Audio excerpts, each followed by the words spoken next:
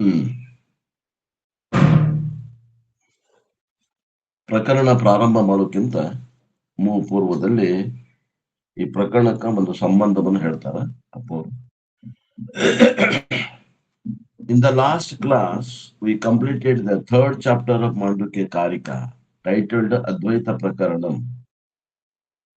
And with this chapter, Gaudapada has comprehensively covered the teaching containing the Mandukya Upanishad and also dealt with the main Vedantic teaching, Brahma Satyam Jaganmitya Jivo Brahmaiva Napara.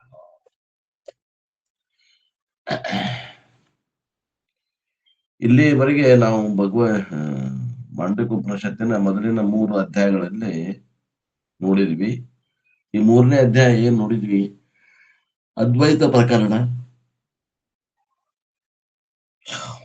ಆ ಅದ್ವೈತ ಪ್ರಕರಣದೊಂದಿಗೆ ಗೌಡಪಾದಾಚಾರ್ಯರು ಮಾಂಡವಿಕ ಉಪನಿಷತ್ತಿನಲ್ಲಿ ಏನೇನು ಹೇಳಬೇಕಾಗಿತ್ತು ಎಲ್ಲವನ್ನ ಹೇಳಿದ್ದಾರೆ.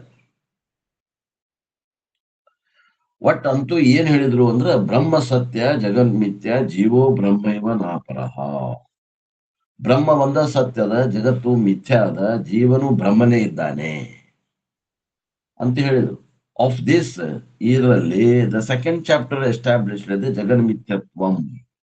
2ನೇ ಅಧ್ಯಾಯ ಜಗತ್ತಿನ ಮಿಥ್ಯತ್ವವನ್ನು ಕುರಿತು ಹೇಳಿದ್ರು. ಅದಕ್ಕೆ ವೈಥತ್ಯ ಪ್ರಕರಣ ಅಂತ ಹೆಸರಿಟ್ರು.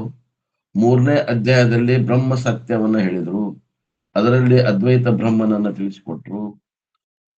ಆ ನಂತರ ಈಗ ಏನ್ ಹೇಳ್ತಾರಂದ್ರ ಆ ಬ್ರಹ್ಮವೇ ನಾನು ಇದ್ದೇನೆ ಅನ್ನುವಂತಹದ್ದು ಮಾಂಡುಕ್ಯ ಉಪನಿಷತ್ತಿನ ತಿರುಳನ್ನ ನಮ್ಗೆ ಹೇಳಿದ್ರು.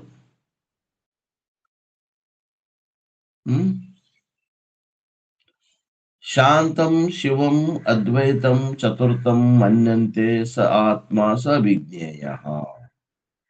ಅಂದ್ರೆ ಇದು ಏನಿದು ಮಾಂಡುಕ್ಯ ಉಪನಿಷತ್ತಿನ 7ನೇ ಮಂತ್ರದಲ್ಲಿ ಬರುವಂತಹ ಆ ಮಂತ್ರದಲ್ಲಿ ಕೆಲವೊಂದು ಭಾಗ.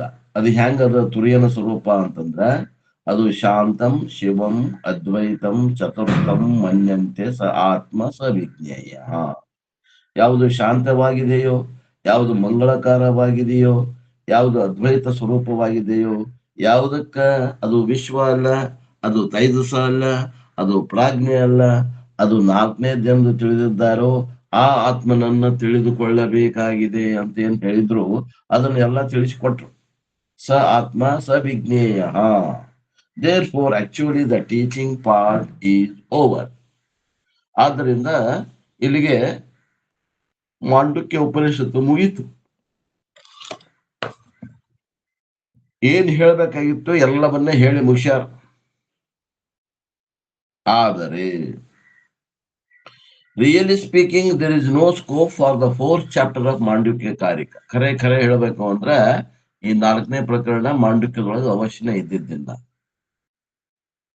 But still in this chapter, Gaudapada consolidates all the aspects of Vedantic teaching and winds up the teaching.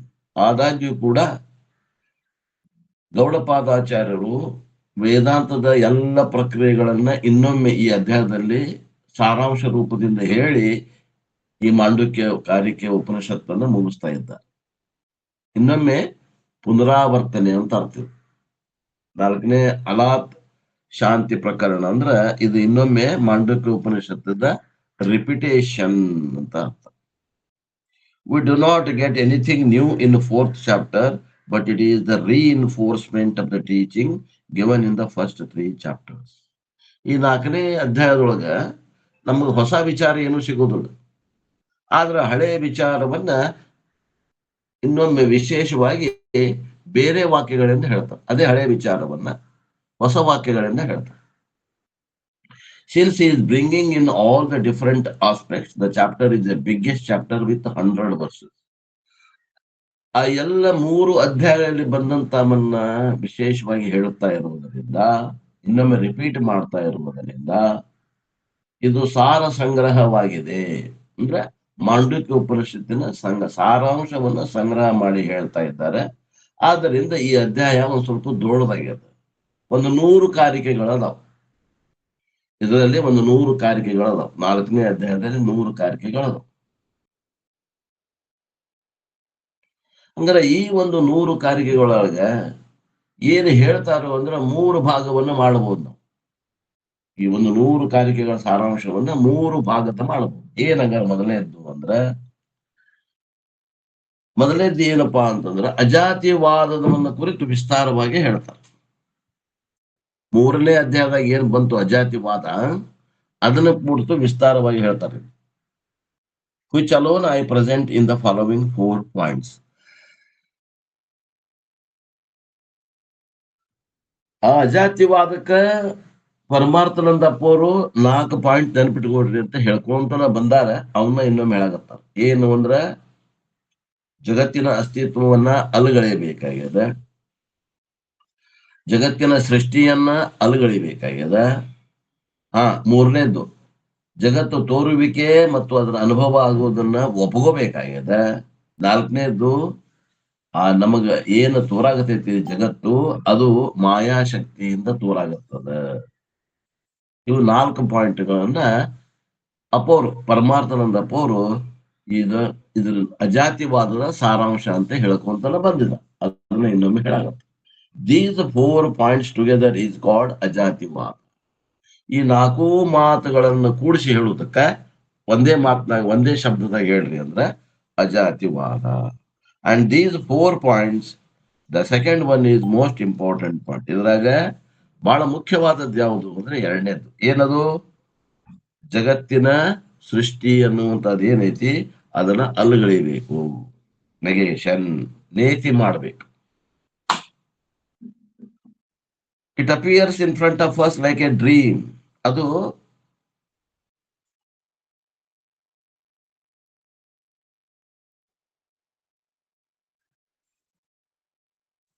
In the second part, ಇದು 1ನೇದು ಅಜಾತಿವಾದ.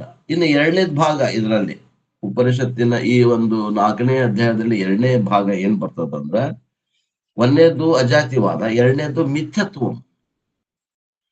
ಮಿಥ್ಯತ್ವಂ of the world is discussed. ಈ ಜಗತ್ತು ಮಿಥ್ಯ ಹೆಂಗದ ಅದ್ರ ಬಗ್ಗೆ ಚರ್ಚೆ ಅದ. Even though the world doesn't originate, it appears in front of us like a dream. ಜಗತ್ತು ಹುಟ್ಟಿಲ್ಲ ಅಂದ್ರೂ ಕೂಡ ಸ್ವಪ್ನವತ್ತ ಅದು ನಮ್ಗೆ ತೋರ್ತದ. ಇಟ್ ಅಪಿಯರ್ಸ್ ವೆರಿ ರಿಯಲ್, ಮತ್ತು ಅದು ನಮಗೆ ಖರೆ ಅನ್ನುವಂಗ ತೋರಾಗತ್ತದ.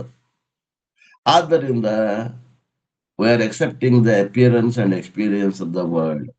ಅದು ತೋರೋದ್ರಿಂದ ಅದು ಇದೆ ಮತ್ತು ಅದು ನಮಗೆ ಕಾಣಾಗತ್ತದ, ಅದು ನಮ್ಗೆ ಅನುಭವ ಆಗಾಗತ್ತದ ಅಂತ ನಮ್ಗೆ ಅನುಭವ ಆಗಾಗತ್ತದ.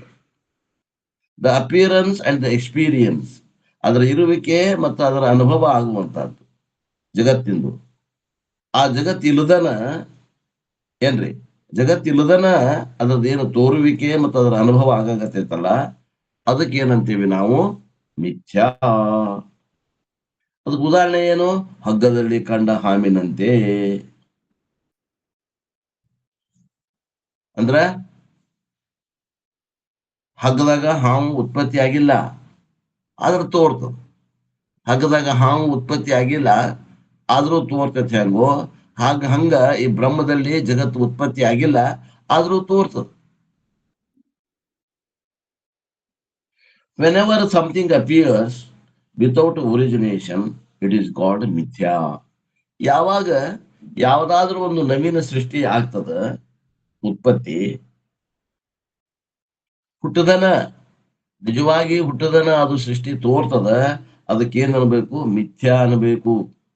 ಹೆಂಗ? ಇನ್ನೊಂದು ಉದಾಹರಣೆ ಕೊಡ್ರಿ ಅಂದ್ರ, ಒಂದು ಸ್ವಪ್ನ ಹೇಳ್ಯಾರ, ಇನ್ನೊಂದು ಉದಾಹರಣೆ ಅಂದ್ರ ಆಕಾಶದಂತೆ. ಆಕಾಶ ಹೆಂಗದ ರೀ? ನೀಲಿ ಬಣ್ಣದ್ದದ. The sky is blue. ಆಕಾಶ ನೀಲಿ ಅದನೋ? ಏನ್ ನೀಲಿ ತೋರಾಗತ್ತದ?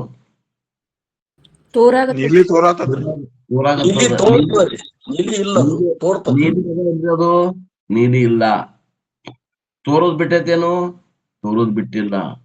ಹಂಗದ ನೋಡ್ರಿ ಜಗತ್. ಒಂದ್ ವೇಳೆ ಆಕಾಶದಾಗ ನೀಲಿ ಇತ್ತಂದ್ರ ಈ ನಮ್ಮ ಮನ್ಯಾಗ ಬಿಳಿ ಗೋಡೆಗೆ ನಾವು ನೀಲಿ ಬಣ್ಣ ಹಚ್ಬೇಕಂದ್ರ ಬಣ್ಣ ತರೋದ್ ಬೇಡಾಗಿತ್ತು. ಒಂದು ಬ್ರಷ್ ತಗೊಂಡು ಹವಾದಾಗ ಹಿಂಗ್ ಎದ್ದಿದಂಗ್ ಮಾಡಿ ಹಿಂಗ್ ಹಚ್ಚಿದ್ರೆ ಅದು ಹತ್ಬೇಕಾಗಿತ್ತು ಅಂತ ಒಬ್ಬ ತರ್ಕವಾದಿ. ಅಂದ್ರೆ ಆಕಾಶ ನೀಲಿ ಇಲ್ಲ ಅನ್ನಕ ಒಂದ್ ತರ್ಕ. ಹಚ್ಚಬೇಕಾರೆ ಯಾಕ ಅದು ಅಲ್ಲೇ ಐತಲ್ಲ, ಅದು ತಾನೇ ಅಂಟ್ಕೋತಿದ್ರು ಅನ್ಬೋದಲ್ಲ ನೀವು.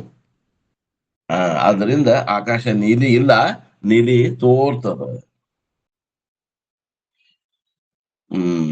In the second part, Gaudapada emphasizes the appearance and the experience of the word as mithya with an example unique to the Mandukya Karika, which is alatam. ಇದಕ್ಕೆ ಇನ್ನೊಂದು ಉದಾಹರಣೆ ಹೇಳ್ತಾರೆ. ಈಗ ಸ್ವಪ್ನದ ಒಂದು ಉದಾಹರಣೆ ಕೊಟ್ರು, ಆಕಾಶದ ಒಂದು ಉದಾಹರಣೆ ಕೊಟ್ರು. ಈ ಅಧ್ಯಾಯದಾಗ ಇನ್ನೊಂದು ಉದಾಹರಣೆ ತಗೋತಾರ. ಅಲಾತ. ಅಲಾತ ಅಂತಂದ್ರೆ ಆ ಉದಿನ ಕಡ್ಡಿ ಇದು ಒಂದು ಹಚ್ಚಿದಂತ ಒಂದು ಕಿಡಿ ಅಂತ ತಗೊಂಡ್ಬಿಡ್ರಿ, ಬೆಂಕಿಯ ಕಿಡಿ ಅಂತ ತಗೊಂಡ್ಬಿಡ್ರಿ. ಅದಕ್ಕೆ ಅಲಾತ ಅಲಾತ ಅಂತ. This example will be elaborated later. ಇದನ್ನ ವಿಸ್ತಾರವಾಗಿ ಮುಂದೆ ಅವ್ರು ಹೇಳ್ತಾರೆ, 46ನೇ ಕಾರಿಕೆ ಒಳಗೆ ಹೇಳೋರದ. This example is so popular and the chapter has got the title Alata Shanti Prakaranam. ಆ ಒಂದು ಉದಾಹರಣೆಯಿಂದ ಇದಕ್ಕ ಈ ಅಧ್ಯಾಯಕ್ಕ ಅಲಾತ ಶಾಂತಿ ಪ್ರಕರಣ ಅಂತ ಹೆಸರಿಟ್ಟು. ಅಲಾತ ಅಂದ್ರೆ ಒಂದು ಸಣ್ಣ ಕಿಡಿ, ಕೊಳ್ಳಿ ಅಂತ ಬರ್ತದ್ರಿ ಅಜ್ಜರ. ಕಿಡಿ ಕೊಳ್ಳಿಯನ್ನು ಅನ್ಬಹುದು. ಕೊಳ್ಳಿ ತಗೊಂಡ್ ಹಿಂಗೆ ಬೆಂಕಿ ಹಿಡ್ಕೊಂಡು ಈ ದೀಪಾವಳಿ ಹಬ್ಬದಾಗ ಹುಡುಗರು ಅತ್ಲಾಗಿತ್ತ ತಿರ್ಗಾಡ್ತಾರಲ್ರಿ ಅಜ್ಜರ, ಅದಕ್ಕೆ ಚುಚಂದ್ರಿ ಕಡ್ಡಿ ಹಿಡ್ಕೊಂಡು ಹಿಂಗ್ ತಿರುಗಿಸ್ತಾರ. ಅದನ್ನ ಒಟ್ಟು ಒಂದ್ ಕಿಡಿ ಅಂತ ತಗೊಂಡು, ಒಂದ್ ಕಿಡಿ ಅಥವಾ ಕೊಳ್ಳಿನ ತಗೋಬಹುದು. ದ ಥರ್ಡ್ ಪಾರ್ಟ್, ಇದು 3ನೇ ಭಾಗ ಏನ್ ಹೇಳೋರದಾರಂದ್ರ summarisation of the entire Vedanta in which atma swarupam. ಏನ್ರಿ, ಎಲ್ಲ ಈ ಅಧ್ಯಾತ್ಮ ವಿದ್ಯೆಯ ಸಾರಾಂಶವನ್ನು ಈ 3ನೇ ಭಾಗದಲ್ಲಿ ಹೇಳೋರದ. ಅಂದ್ರೆ ಏನಾಗ್ತಾರಲ್ಲಿ, ಆತ್ಮನ ಸ್ವರೂಪ ಏನು ಅನ್ನೋದು ಹೇಳ್ತಾರೆ, ಆತ್ಮ ಸ್ವರೂಪ ಜ್ಞಾನ ಹೆಂಗಿರ್ತದ ಹೇಳ್ತಾರೆ, ಆತ್ಮ ಸ್ವರೂಪ ಜ್ಞಾನಕ್ಕೆ ಏನು ಸಾಧನೆಯನ್ನ ಅದನ್ನ ಹೇಳ್ತಾರೆ, ಆಮೇಲೆ ಆತ್ಮ ಸ್ವರೂಪ ಜ್ಞಾನದಿಂದ ಫಲ ಏನು ಇವೆಲ್ಲವನ್ನ ಹೇಳ್ತಾರೆ. ಅಂದ್ರೆ ಆತ್ಮ ಸ್ವರೂಪ, ಅದರ ಜ್ಞಾನ, ಅದರ ಸಾಧನೆ ಹಾಗೂ ಅದರಿಂದ ಫಲ, ಇವು 4 ವಿಷಯಗಳನ್ನ ಹೇಳೋರದಾರ. These are the main 3 sections of the 4th chapter. With this background, we'll enter this chapter proper. ಇಷ್ಟೊಂದು ವಿಚಾರಗಳನ್ನ ಪೂರ್ವಭಾವಿಯಾಗಿ ಇಟ್ಟುಕೊಂಡು ಈಗ ಈ ಅಧ್ಯಾಯವನ್ನ ನಾವು ವಿಚಾರ ಮಾಡೋಣ.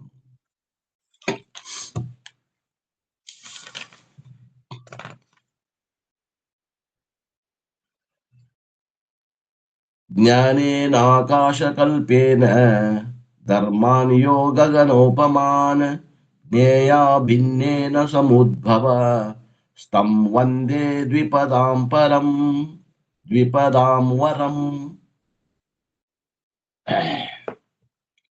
ಶಬ್ದಾರ್ಥಗಳನ್ನ ಹೇಳ್ತೀನಿ, ಆ ನಂತರ ಅರ್ಥ ಹೇಳ್ತೀನಿ.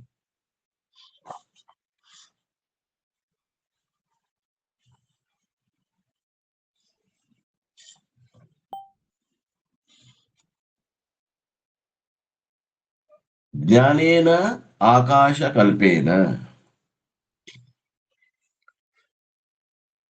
ಆಕಾಶಕಲ್ಪೇನ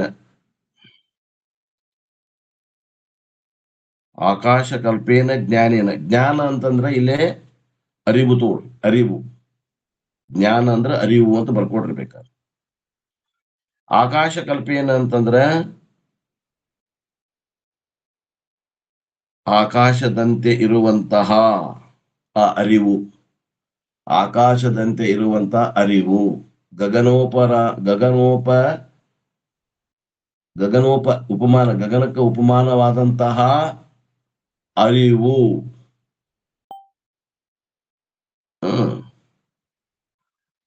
ಒಂದೇ ನಾನು ನಮಸ್ಕರಿಸುತ್ತೇನೆ, ಅಲ್ಲಿ ತಗೋಬೇಕು ಮುಂದೆ. ಒಂದೇ ನೋಡಿ, 2ನೇ ಲೈನ್ದಾಗ ಆಯ್ತು ನೋಡ್ರಿ. ನಾನು ನಮಸ್ಕರಿಸುತ್ತೇನೆ ಅಂದ್ರೆ ಪ್ರಾರ್ಥನೆ ಮಾಡಕತ್ತಾರ ಗೌಡಪಾದಾಚಾರ್ಯರು. ತಂ ದ್ವಿಪದಾಂ ವರಂ.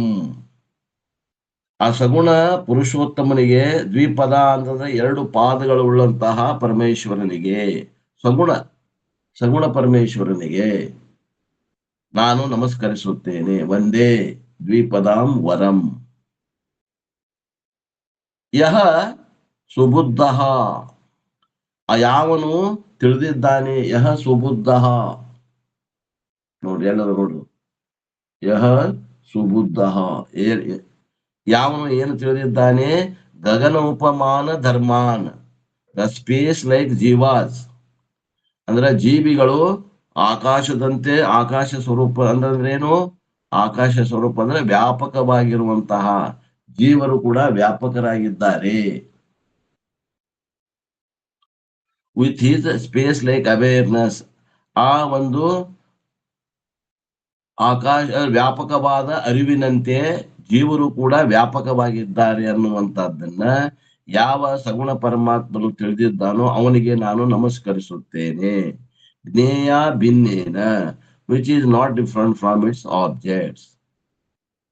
ಅದು ತನ್ನ ನಾಮರೂಪಗಳಿಂದ ಭಿನ್ನ ಆಗಿಲ್ಲ, ಅದು ಅರಿವು. ಅಂತ ಒಂದು ಆ ಅರಿವಿಗೆ ನಾನು ನಮಸ್ಕರಿಸುತ್ತೇನೆ. ಇಲ್ಲೇನ್ ಹೇಳ್ತಾರೆ ಇದ್ರಾಗ?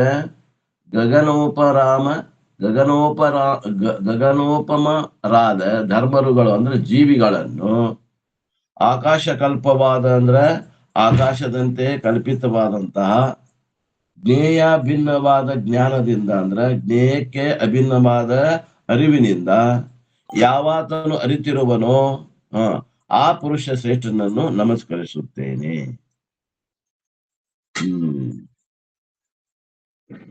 ಅಂದ್ರೆ ಉಪಾಸನೆಯನ್ನ, ಸಗುಣ ಉಪಾಸನೆಯನ್ನ ಮಾಡಾಕತ್ತಾರೆ ಇಲ್ಲಿ. ಸಗುಣ ಉಪಾಸನೆ ಅಂದ್ರೆ ಈ ಪ್ರಕರಣಕ್ಕೆ ಪೂರ್ವದಲ್ಲಿ ಯಾವ ವಿಘ್ನಗಳು ಬಾರದೆ ಇರಲಿ ಅಂತ ತಿಳ್ಕೊಂಡು ಅದನ್ನ ಪ್ರಾರ್ಥನೆಯನ್ನ ಮಾಡಾಕತ್ತಾರೆ. First 2 verses are mangala verses. ಒಂದನೇದ್ದು ಮತ್ತು ಎರಡನೇದ್ದು ಮಂಗಳ ಶ್ಲೋಕಗಳು.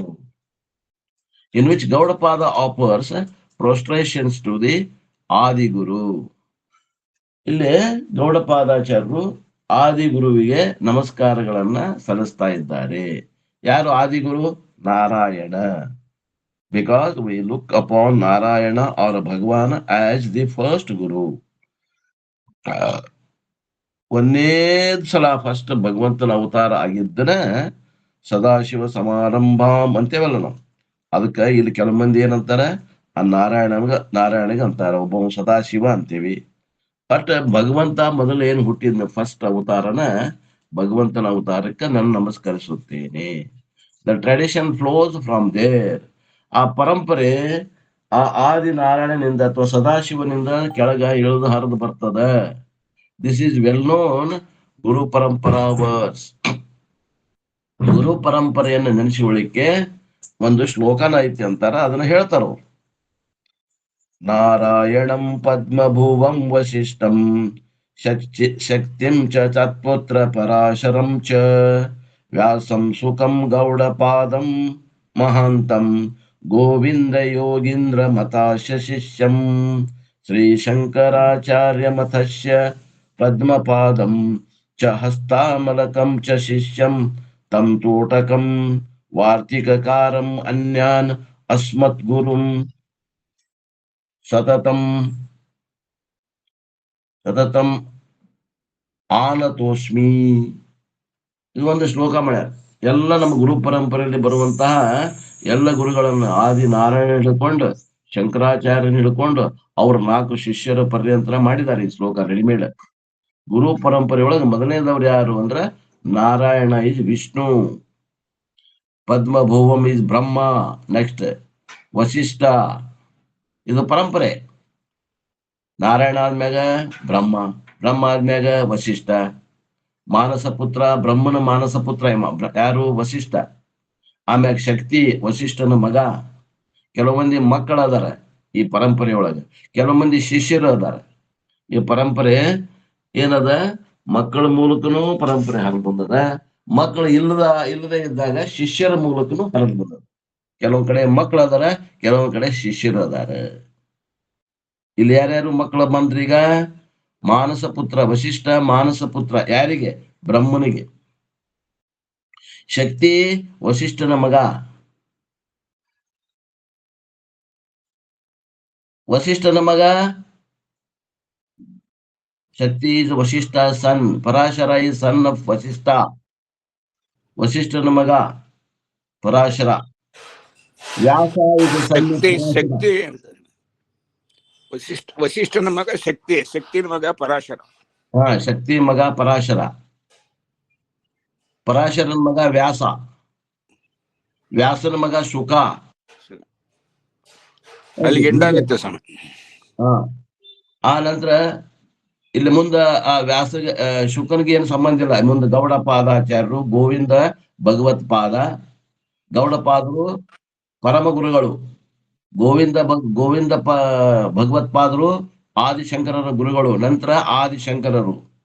ಆ ನಂತರ ಶಂಕರಾಚಾರ್ಯರ 4 ಮಂದಿ ಶಿಷ್ಯರು, ಸುರೇಶ್ವರಾಚಾರ್ಯ, ಪದ್ಮಪಾದಾಚಾರ್ಯ, ಹಸ್ತಾಮಲಕಾಚಾರ್ಯ ಮತ್ತು Totakacharya. The entire teacher lineage is bowed down with this verse. ನಮ್ಮ ಪರಂಪರೆ ಒಳಗಿದ್ದಂತಹ ಎಲ್ಲ ಗುರುಗಳನ್ನ ಈ ಒಂದು ಶ್ಲೋಕದಲ್ಲಿ ನಾವು ಸ್ಮರಣೆ ಮಾಡಬೇಕು. Here Gaudapada offers his prostration to Adiguru. ಇಲ್ಲಿ ಆದಿಗುರು ನಾರಾಯಣಗೆ ಇಲ್ಲಿ ಪ್ರಾರ್ಥನೆಯನ್ನು ಸಲ್ಲಿಸ್ತಾ ಇದ್ದಾರೆ ಗೌಡಪಾದಾಚಾರ್ಯರು. Narayana in the verse number 1 of this chapter, the second verse is also Mangala Varsha, offering prostrations to the very teaching Brahma Vidya itself as a mother Saraswati. Brahma Vidyaಗ ತಾಯಿ, ಅಕಿನ ಸರಸ್ವತಿ ಮಾತೆ ಅನ್ನುವಂಥ ದೃಷ್ಟಿಯಿಂದ ಅಲ್ಲಿ ಪೂಜೆ ಮಾಡಿದ್ದಾರೆ. ಎಲ್ಲೇ 1ನೇ ಅಧ್ಯಾಯದಲ್ಲಿ. In this 4th chapter, there are several verses where the words and constructions of the verses are little bit difficult. ಈ 4ನೇ ಅಧ್ಯಾಯದೊಳಗೆ ಕೆಲವೊಂದು ಶ್ಲೋಕಗಳಲ್ಲಿ ಕೆಲವೊಂದು ಶಬ್ದಗಳನ್ನ ಬಳಸ್ಯಾರ, ಪಾರಿಭಾಷಿಕ ಶಬ್ದಗಳನ್ನ ಬಳಸ್ಯಾರ. ಅವು ಡಿಕ್ಷನರಿ ಮೀನಿಂಗ್ ಇಲ್ಲ. ಅವಕ್ಕ ನೀವು ಅರ್ಥ ನೋಡ್ಬೇಕು ಅಂದ್ರೆ ಪರಂಪರೆ ಒಳಗ ಬರಬೇಕು, ಅಂದಾಗ ನಿಮಗೆ ಯಥಾರ್ಥವಾದಂತ ಅರ್ಥ ಆಗ್ತದೆ. ಆ ಸಾಮಾನ್ಯ ಅರ್ಥ ಹಿಡ್ಕೊಂಡ್ರೆ ನಾವು ಎಲ್ಲೆಲ್ಲೋ ಹೋಗ್ತೀವಿ ನಮ್ಮ ಪರಂಪರೆ ಬಿಟ್ಟು. ಅದಕ್ಕೆ ಕೆಲವೊಂದು ವಿಶೇಷವಾದಂತಹ ಡಿಫಿಕಲ್ಟ್ ಶಬ್ದಗಳನ್ನ, ಕಠಿಣ ಶಬ್ದಗಳು ಅದಾವು ಅಂತ. And it is difficult to explain every word of the verse and verses connection with the other verses. ಮತ್ತೆ ಆ ಶ್ಲೋಕದಲ್ಲಿ ಬಂದಂತ ಶಬ್ದಗಳನ್ನ ಅರ್ಥ ಮಾಡಿ ಹೇಳುವುದು ಕಠಿಣದ. ಮತ್ತ ಒಂದು ಶ್ಲೋಕ ಆದ್ಮ್ಯಾಗ ಇನ್ನೊಂದು ಕಾರಿಕೆ, ಒಂದು ಕಾರಿಕೆ ಆದ್ಮೇಲೆ ಇನ್ನೊಂದು ಕಾರಿಗೆ ಕನೆಕ್ಷನ್ ಕೊಡೋದು ಕೂಡ ಬಹಳ ಕಠಿಣದ ಅಂತಾರ. Because it is involved and difficult if the individual words are concentrated upon, the whole concept will be missed. ನಾವು ವೈಯಕ್ತಿಕವಾದಂತ ಒಂದೊಂದೇ ಶಬ್ದಗಳನ್ನ ತಗೊಂಡ್ರೆ ನಾವು ಏನ್ ಹೇಳಕ್ ಹೊಂಟೇವಿ ಅದನ್ನ ತಪ್ಪಿಸ್ಕೋತೇವಿ. ಆ ಶಬ್ದಾರ್ಥ ಹಿಡ್ಕೊಂಡು ಹೋದ್ವಿ ಅಂದ್ರೆ ನಮ್ಗೆ ಏನ್ ಹೇಳ್ಬೇಕಾಗೈತಿ ಅದನ್ನ ನಾವು ಬಿಡಬೇಕಾಗ್ತದೆ. ಅದನ್ನ ಹೇಳ್ತಾರ. ಅಂದ್ರೆ ಕಠಿಣದಾವ ಶಬ್ದಗಳಂತ. Therefore, the teaching will be concentrated upon without going into every single word whenever difficult verses are enumerated. ಇದು ನೋಡ್ರಿ, ಇದ ಎಷ್ಟು ಕಠಿಣದ ನೋಡ್ರಿ ಶ್ಲೋಕ. ಅಂದ್ರೆ ಗಗನೋಪಮರಾದ ಧರ್ಮರುಗಳನ್ನು ಆಕಾಶ ಕಲ್ಪವಾದ ಜ್ಞೇಯ ಭಿನ್ನವಾದ ಜ್ಞಾನದಿಂದ ಯಾವಾತನು ಅರಿತಿರುವನೋ ಆ ಪುರುಷ ಶ್ರೇಷ್ಠನನ್ನು ನಮಸ್ಕರಿಸುತ್ತೇನೆ. ಅರ್ಥನ ಆಗಂಗಿಲ್ಲ. ಆದ್ದರಿಂದ ಧರ್ಮರು ಅಂದ್ರೆ ಜೀವರುಗಳು ಅಂತ ಮಾಡ್ಕೊಂಡ್ರೆ ಗೊತ್ತಾಗ್ತದೆ. ಅವ್ರಿಗೆ ಧರ್ಮಗಳು ಹೆಂಗದಾರ, ಅವರು ಜೀವರುಗಳು ಗಗನ ಉಪಮರ ಅದಾರ. ಅಂದ್ರೆ ಗಗನ ಅಂದ್ರೆ ಆಕಾಶದಂತೆ ವ್ಯಾಪಕ ಸ್ವರೂಪರು ಅದಾರ. ಹಿಂಗೆಲ್ಲ ಅರ್ಥ ಮಾಡ್ಕೋಬೇಕಾಗ್ತದೆ. ಕಠಿಣದ ಅಂತ ಅರ್ಥ. ಆದ್ದರಿಂದ ನಾವು ಶಬ್ದಾರ್ಥ ನೋಡೋದಕ್ಕಿಂತ ಒಟ್ಟು ತಾತ್ಪರ್ಯ ಏನೈತಿ ಅದನ್ನು ನೋಡೋಣ ಅಂತ ಅರ್ಥ. ಯಾರು? ಅಪ್ಪವ್ರು. With this relative easy verses word by word analysis will be done. The first verse itself is very difficult one. 1ನೇ ಶ್ಲೋಕನ ಬಹಳ ವಜ್ಯವಾದಂತ. ಏನು ಬರೀ ನಮಸ್ಕಾರ ಅದ, ಇದ್ರಾಗೇನು ಶಾಸ್ತ್ರ ಇಲ್ಲ. ಆದ್ರೆ ಬರೆಯುವಂತ ಶೈಲಿ ಏನದ, ಗೌಡಪಾದರು ಅವ್ರದ ಒಂದು ವಿದ್ವತ್ತು ತೋರ್ಸ್ಯಾರದ್ರ. ಕಠಿಣವಾಗಿ ಸಾಮಾನ್ಯರಿಗೆ ಅರ್ಥನ ಆಗಂಗಿಲ್ಲ, ಹಂಗ ಬರ್ತಾರ. ಕಠಿಣದಾವ ಅಂತ ಶಬ್ದಾರ್ಥ. The first verse itself is very difficult one, so the essence will be given. ಇಲ್ಲಿ ಶಬ್ದಾರ್ಥ ನೋಡ್ಕೊಂತ ಹೋದ್ರಂದ್ರೆ ಆಗ್ತದೆ. ನಾನು ಮಾಡಿಟ್ಟೇನಿ, ಹೇಳ್ತೀನಿ.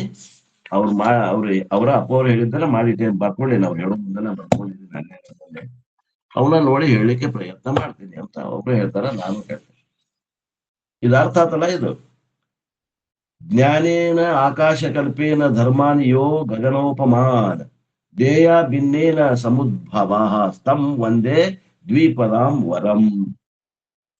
ಗಗನೋಪಮರಾದ ಅಂದ್ರೆ ಆಕಾಶದಂತೆ ವ್ಯಾಪಕವುಳ್ಳಂತಹ ಸ್ವರೂಪದವರಾದ ಜೀವರುಗಳನ್ನು, ಧರ್ಮರು ಅಂದ್ರೆ ಜೀವರುಗಳನ್ನು, ಆಕಾಶ ಕಲ್ಪವಾದ ಜ್ಞೇಯ ಅಭಿನ್ನವಾದ ಅಂದ್ರೆ ಜ್ಞೇಯಕ್ಕೆ ಅಭಿನ್ನವಾದ ಜ್ಞಾನದಿಂದ ಅಂದ್ರೆ ಜ್ಞೇಯಕ್ಕೆ ಅಭಿನ್ನವಾದ ಅಂದ್ರೆ ಜ್ಞೇಯದ ಸ್ವರೂಪರಾದಂತ ಜ್ಞಾನದಿಂದ ಅಂದ್ರೆ ಅರಿವಿನಿಂದ ಯಾವಾತನು ಅರಿತಿರುವನೋ, ಅರಿವಿನಿಂದ ಅರಿವಿನನ್ನು ಯಾವಾತನು ಅರಿತಿರುತ್ತಾನೋ ಆ ಪುರುಷ ಶ್ರೇಷ್ಠನನ್ನು ನಮಸ್ಕರಿಸುತ್ತೇನೆ. ಎಷ್ಟು ಸಾಮಾನ್ಯ ಅರ್ಥ. Who is Narayana? Narayana is called the greatest among the two legged ones. Narayana ಅಂತಂದ್ರೆ ಎರಡು ದ್ವೀಪಾದ ಮನುಷ್ಯರಲ್ಲಿ, ಜೀವಿಗಳಲ್ಲಿ ಶ್ರೇಷ್ಠ ಅನಿಸಿಕೊಂಡವಾಗ ನಾರಾಯಣ.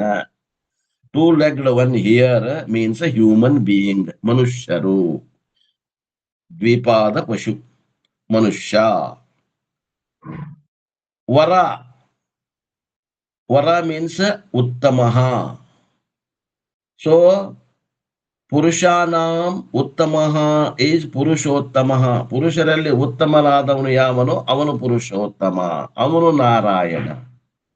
ಅಂದ್ರೆ ಪುರುಷರಲ್ಲಿ ಶ್ರೇಷ್ಠ ಆದವನು ಯಾವನು? ಅವನು ನಾರಾಯಣ. ಅಂದ್ರೆ ಎರಡು ಕಾಲಿನ ಪ್ರಾಣಿಗಳಲ್ಲಿ ಶ್ರೇಷ್ಠನಾದವನು ಯಾವನೋ ಅವನು Narayana. This Narayana is the Adiguru of the teaching of the jivatma paramatma identity. ಈ ನಾರಾಯಣ ಏನದನು? ಇವನು ಆದಿಗುರು, ಅಂದ್ರ ಮೊದಲನೆಯ ಗುರು ಇವ, ಆದಿಗುರು. ಏನಂತ ಇವನು ನಮಗ ಪಾಠ ಮಾಡಿದ್ರಪ್ಪ ಆದಿಗುರು ನಾರಾಯಣ ಬಂಧು ಅಂದ್ರ ಜೀವಾತ್ಮ ಪರಮಾತ್ಮರ ಏಕತೆಯನ್ನ ಬೋಧ ಮಾಡಿ ಹೋದಿದ ಮೊದಲನೇ ಅವತಾರ. Since Narayana gives this knowledge, he also is endowed with this knowledge of identity. ಯಾವಾಗ ನಮಗ ನಾರಾಯಣ ಆದಿಗುರು ನಾರಾಯಣ ಈ ವಿದ್ಯೆ ಕೊಟ್ಟಾನಂತಂದ್ರ ಆ ವಿದ್ಯೆಗೆ ಅವನೇ ಏನದ? ಅವನಲ್ಲಿ ಇರ್ಬೇಕಂದಂಗ ಆಗ್ತದ, ಇದ್ದಾಗ ಕೊಟ್ಟಿದ್ದಾನೆ. Is endowed with this knowledge of identity. How will Narayana express that knowledge? ಹಂಗಾದ್ರೆ ಆ ಒಂದು ಮೊನ್ನೆ ಅವತಾರ ಸ್ವರೂಪನಾದಂತ ನಾರಾಯಣ ಈ ಜ್ಞಾನವನ್ನ ಹೆಂಗ ಕೊಟ್ಟ? We will say that the jivatma are identical with Paramatma, but Narayana will say that he the Paramatma is identical with ಜೀವಾತ್ಮ. ನಾವೇನ್ ಹೇಳ್ತೀವಿ? ಜೀವಾತ್ಮ ಪರಮಾತ್ಮ ಐಕ್ಯ ಹೇಳ್ತೀವಿ. ನಾರಾಯಣ ಬಂದಾಗ ಏನ್ ಹೇಳಿದ? ನಾರಾಯಣ ಬಂದಾಗ ಏನ್ ಹೇಳಿದ? ಜೀವಾತ್ಮನು ನನ್ನ ಸ್ವರೂಪ ಅಂತ ಹೇಳುವುದ. ಅಂದ್ರೆ ಅವ ಪರಮಾತ್ಮನೇ ಇದ್ದ, ಜೀವಾತ್ಮನು ಕೂಡ ನನ್ನ ಸ್ವರೂಪನೇ ಅಂತ ಹೇಳಿದವ. To that Narayana who has the knowledge of this identity I bow down. ಯಾವ ನಾರಾಯಣನಿಗೆ ಈ ರೀತಿ ಅದ್ವೈತದ ಜ್ಞಾನ ಇದೆಯೋ ಆ ನಾರಾಯಣನಿಗೆ ನಾನು ನಮಸ್ಕರಿಸುತ್ತೇನೆ. This is the first message of this verse. ಇದು ಒಂದನೇದ್ದು ಸಂದೇಶ. ಈ ಶ್ಲೋಕದ ಒಂದನೇದ್ದು ಸಂದೇಶ ಏನು ಹೇಳ್ತತಿ ಅಂದ್ರೆ ನಾವು ಎಂತ ಗುರುವಿಗೆ ನಮಸ್ಕಾರ ಮಾಡ್ತೀನಿ, ಶರಣಾಗತಿ.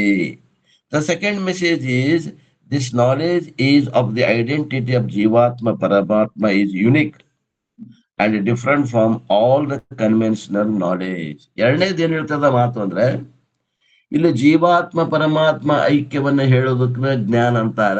ಇದು ಉಳಿದ ಜ್ಞಾನಗಳಂತೆ ಅಲ್ಲ. ನಮ್ಮ ವಿಜ್ಞಾನ, ನಮ್ಮ ಫಿಸಿಕ್ಸ್, ನಮ್ಮ ಕೆಮಿಸ್ಟ್ರಿ, ನಮ್ಮ ಹಿಸ್ಟ್ರಿ ಇವುಗಳ ಹೆಂಗ ಜ್ಞಾನ ಅಂತಾವ, ಈ ಜ್ಞಾನದಂತೆ ಜ್ಞಾನ ಅಲ್ಲ ಏನ್ರಿ. ಅವು ಆಬ್ಜೆಕ್ಟಿವ್ ನಾಲೆಜ್ ಅದಾವ, ಇದು ಸಬ್ಜೆಕ್ಟಿವ್ ನಾಲೆಜ್ ಅದ ಅಂತಾರ. ಅವು ದೃಶ್ಯದ ನಾಲೆಜ್ ಜ್ಞಾನ ಅದಾವ, ಇದು ದೃಕ್ಕದ ಜ್ಞಾನ ಅದ. ಇದು ದೃಶ್ಯದ ಜ್ಞಾನ ಅಲ್ಲ. ಆತ್ಮ ಪರಮಾತ್ಮರ ಐಕ್ಯ ಅನ್ನುವಂತ ಜ್ಞಾನ ಇದು ಆಬ್ಜೆಕ್ಟಿವ್ ನಾಲೆಜ್ ಅಲ್ಲ. ಇದು ಸಬ್ಜೆಕ್ಟಿವ್ ನಾಲೆಜ್.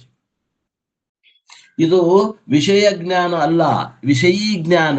ತಿಳ್ಕೊಡ್ರಿ, ಶಬ್ದಗಳನ್ನ ತಿಳ್ಕೊಡ್ರಿ, ಕಠಿಣ ಆಗ್ತದೆ ಹೇಳ್ಬೇಕಾಗೈತಿ. ವಿಷಯ ಜ್ಞಾನ ಅಲ್ಲ ಇದು. ಎಲ್ಲ ವಿಷಯಗಳನ್ನ ಅರಿಯುವಂತ ಒಬ್ಬ ವಿಷಯೀ ಅದನಲ್ಲ, ಅವನ ಜ್ಞಾನ. ಬೃಹದಾರಣ್ಯಕ ಹೇಳ್ತೈತಲ್ಲ, ವಿಜ್ಞಾತಾರ ಮರೇಕೇನ ವಿಜಾನೀಯಾತ್. ಎಲ್ಲವನ್ನ ಅರಿಯುವವರು ಯಾರು? ಯಾರು ಇಲ್ಲ. ಅವನ ಅರಿಬೇಕಾಗೈತಿ. ಎಲ್ಲವನ್ನ ಅರಿಯುವವನನ್ನ ಅರಿಬೇಕಾಗ್ಯದ, ತಿಳಿಬೇಕಾಗ್ಯದ. ಅರಿಯೋದಂದ್ರೆ ಮತ್ತೆ ಅರ್ಯಾಕ್ ಮುಂದ್ಕಿಂತ ತಿಳಿಬೇಕಾಗ್ಯದ. ಎಲ್ಲವನ್ನು ತಿಳಿಯುವಂತಹ ದೃಕ್ ಸ್ವರೂಪನಾದಂತಹ ಆ ತುರಿಯನನ್ನ ಈಗ ತಿಳಿಬೇಕಾಗ್ಯದ. ಎದರಿಂದ ತಿಳಿಯಾಕ? ಬೇರೆ ಇಲ್ಲ, ಅವನಿಂದ ತಿಳಿಬೇಕು. ಇರವ ಒಬ್ಬನೇ ಅದಾನ, ಅವನಿಂದ ಅವನ್ನ ತಿಳ್ಕೊಬೇಕಾಗ್ಯದ. ಘಟಪಟಗಳಿಗಿಂತ ಭಿನ್ನವಾಗಿ ಅರಿವುಳ್ಳವಾಗಿ ತಿಳಿದುಕೊಳ್ಳುವುದು ಬೇರೆ. ಅದು ಎಲ್ಲರಿಗೂ ಬರ್ತದ. ಈಗ ಅರಿವು ತಿಳ್ಕೋಬೇಕಾಗ್ಯದ. ಇದು ಸಂದಿಗ್ಧ ಪ್ರಶ್ನೆ ಬಂದದ. ತಿಳಿಯಾಗತ್ತೇನ್ರಿ? ಕಠಿಣ ಅದ. ಹೇಳಕತ್ತದ್ರಿ. ಹಿಂದಿನ ಸಂಸ್ಕಾರ ಇದ್ರೆ ತಿಳಿತದ. ಒಮ್ಮಗಲ ಹೊಸಬರಿದ್ದವ್ರಿಗೆ ಯಾರಿಗೂ ಏನ್ ತಿಳಿಯಂಗಿಲ್ಲ. ಯಾರ ಹೊಸಬರು ಬಂದಿದ್ರೆ ತಿಳಿಯಂಗಿಲ್ಲ. In all the conventional knowledge, there is a knower, the subject, and a known, the object, and the instrument of knowledge like eyes, ears, etc.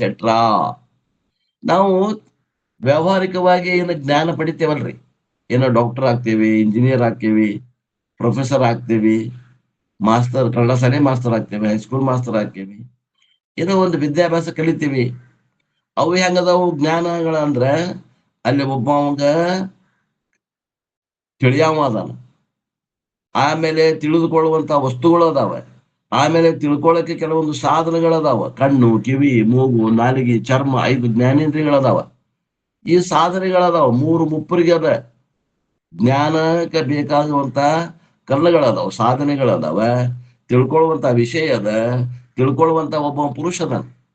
ಅವು 3 ಅದಾವ. Thus, the subject, object, instrumental triad is present in all the conventional knowledge. ಈ ರೀತಿಯಿಂದ ಈ ಜಗತ್ನಾಗಿರುವಂತಹ ಸಾಮಾನ್ಯ ಜ್ಞಾನದಲ್ಲಿ ಈ ತ್ರಿಪುಟಿ ಅದ. ತಿಳಿಯುವಂತ ಒಬ್ಬವ ಚೇತನ, ತಿಳಿಯಬೇಕಾದಂತ ಒಂದು ವಿಷಯ, ಆ ನಂತರ ತಿಳಿಲಿಕ್ಕೆ ಬೇಕಾದಂತಹ ಪ್ರಮಾಣಗಳದಾವ. ಇವು 3 ಕೂಡಿ ಅದಾವ. Or we can say that there is a subject-object duality is present. ಅಲ್ಲೇ ದೃಶ್ಯ ಮತ್ತು ದೃಕ್ ಅನ್ನುವಂಥ ದ್ವೈತ ಅದ ಜಗತ್ತಿನ ವಿಷಯಗಳನ್ನ ತಿಳ್ಕೊಳ್ಳುವಲ್ಲಿ. In all conventional knowledge, knower and known are different.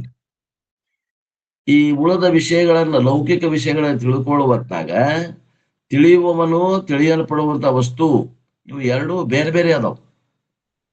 But in this knowledge of identity, there is no difference between Jivatma, the knower, and the Paramatma, the known. ಏನು ಇಲ್ಲಿ ತಿಳಿಯುವವ ಜೀವಾತ್ಮ ಅದಾನ, ತಿಳ್ಕೊಳ್ಳುವಂತ ವಸ್ತು ಪರಮಾತ್ಮ ಅದಲ್ಲ. ಇವು 2 ಹೆಸರು, ವಸ್ತು ಒಂದ ಅದ. ಇಲ್ಲಿ ಬೇರೆ ಬೇರೆ ಇಲ್ಲ. ಜೀವಾತ್ಮ ಪರಮಾತ್ಮ ಒಂದ ಅದ. ಜೀವಾತ್ಮ ಪರಮಾತ್ಮನ ತಿಳ್ಕೊಬೇಕಾಗ್ಯದ. ಅವು 2 ವಸ್ತು ಒಂದೇ ಅದಾವ, ಹೆಸರು ಬೇರೆ ಅದಾವ. This division is not there for Narayana also. ಈ ರೀತಿಯಿಂದ ಭೇದ ಆ ನಾರಾಯಣ ಇಲ್ಲ ಅಂತಾರೋ. Therefore, Narayana doesn't have knower known division.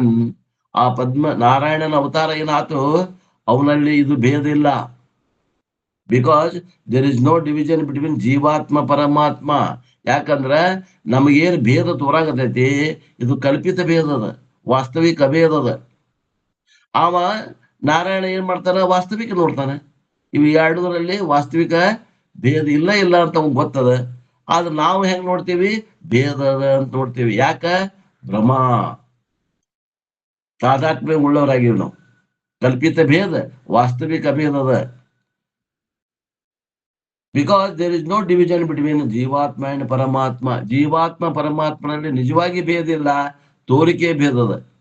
And there is one ekatma, it is like space. ಹಂಗಾರೆ ಆತ್ಮರು ಎಷ್ಟದಾರ ಅಂದ್ರೆ ಒಬ್ಬನೇ ಆತ್ಮ ಇದ್ದ. ಆತ್ಮರು ಅನ್ನಕ್ ಹೋಗ್ಬೇಡಿ, ಆತ್ಮ ಒಬ್ಬನೇ, ಬಹುವಚನ ಇಲ್ಲ, ದ್ವಿವಚನ ಇಲ್ಲ. ಹೆಂಗದ ಇದು?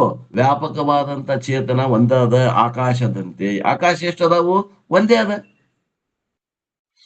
ಅದರಂತೆ ಈ ಪರಮಾತ್ಮ ಸ್ವರೂಪ ಆಗಲಿ, ಜೀವಾತ್ಮ ಸ್ವರೂಪ, ಹೆಸರು 2, ವಸ್ತು ಒಂದೇ ಅದ.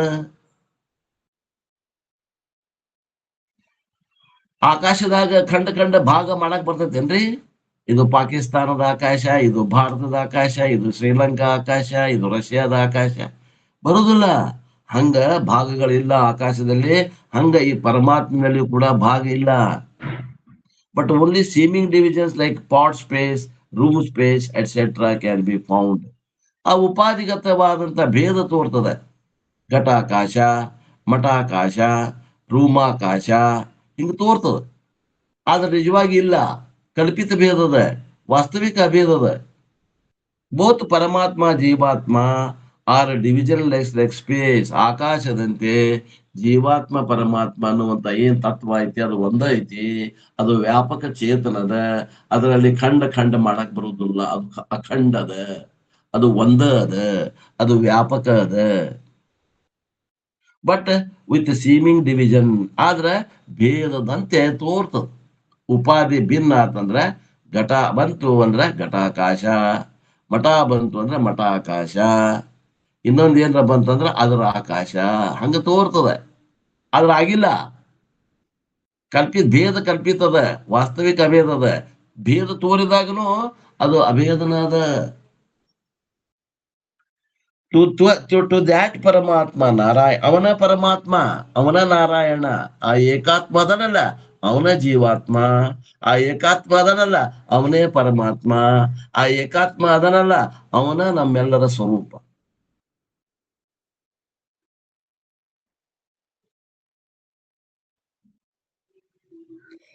ಹಂಗಾರ ಅವನೇ ನಾರಾಯಣ. ಆ ಏಕಾತ್ಮನೇ ನಾರಾಯಣ. ಅವ ಹೆಂಗದನವ? ಅವಾಗ ಜೀವಾತ್ಮ ಪರಮಾತ್ಮರ ಐಕ್ಯ ಜ್ಞಾನ ಅದ.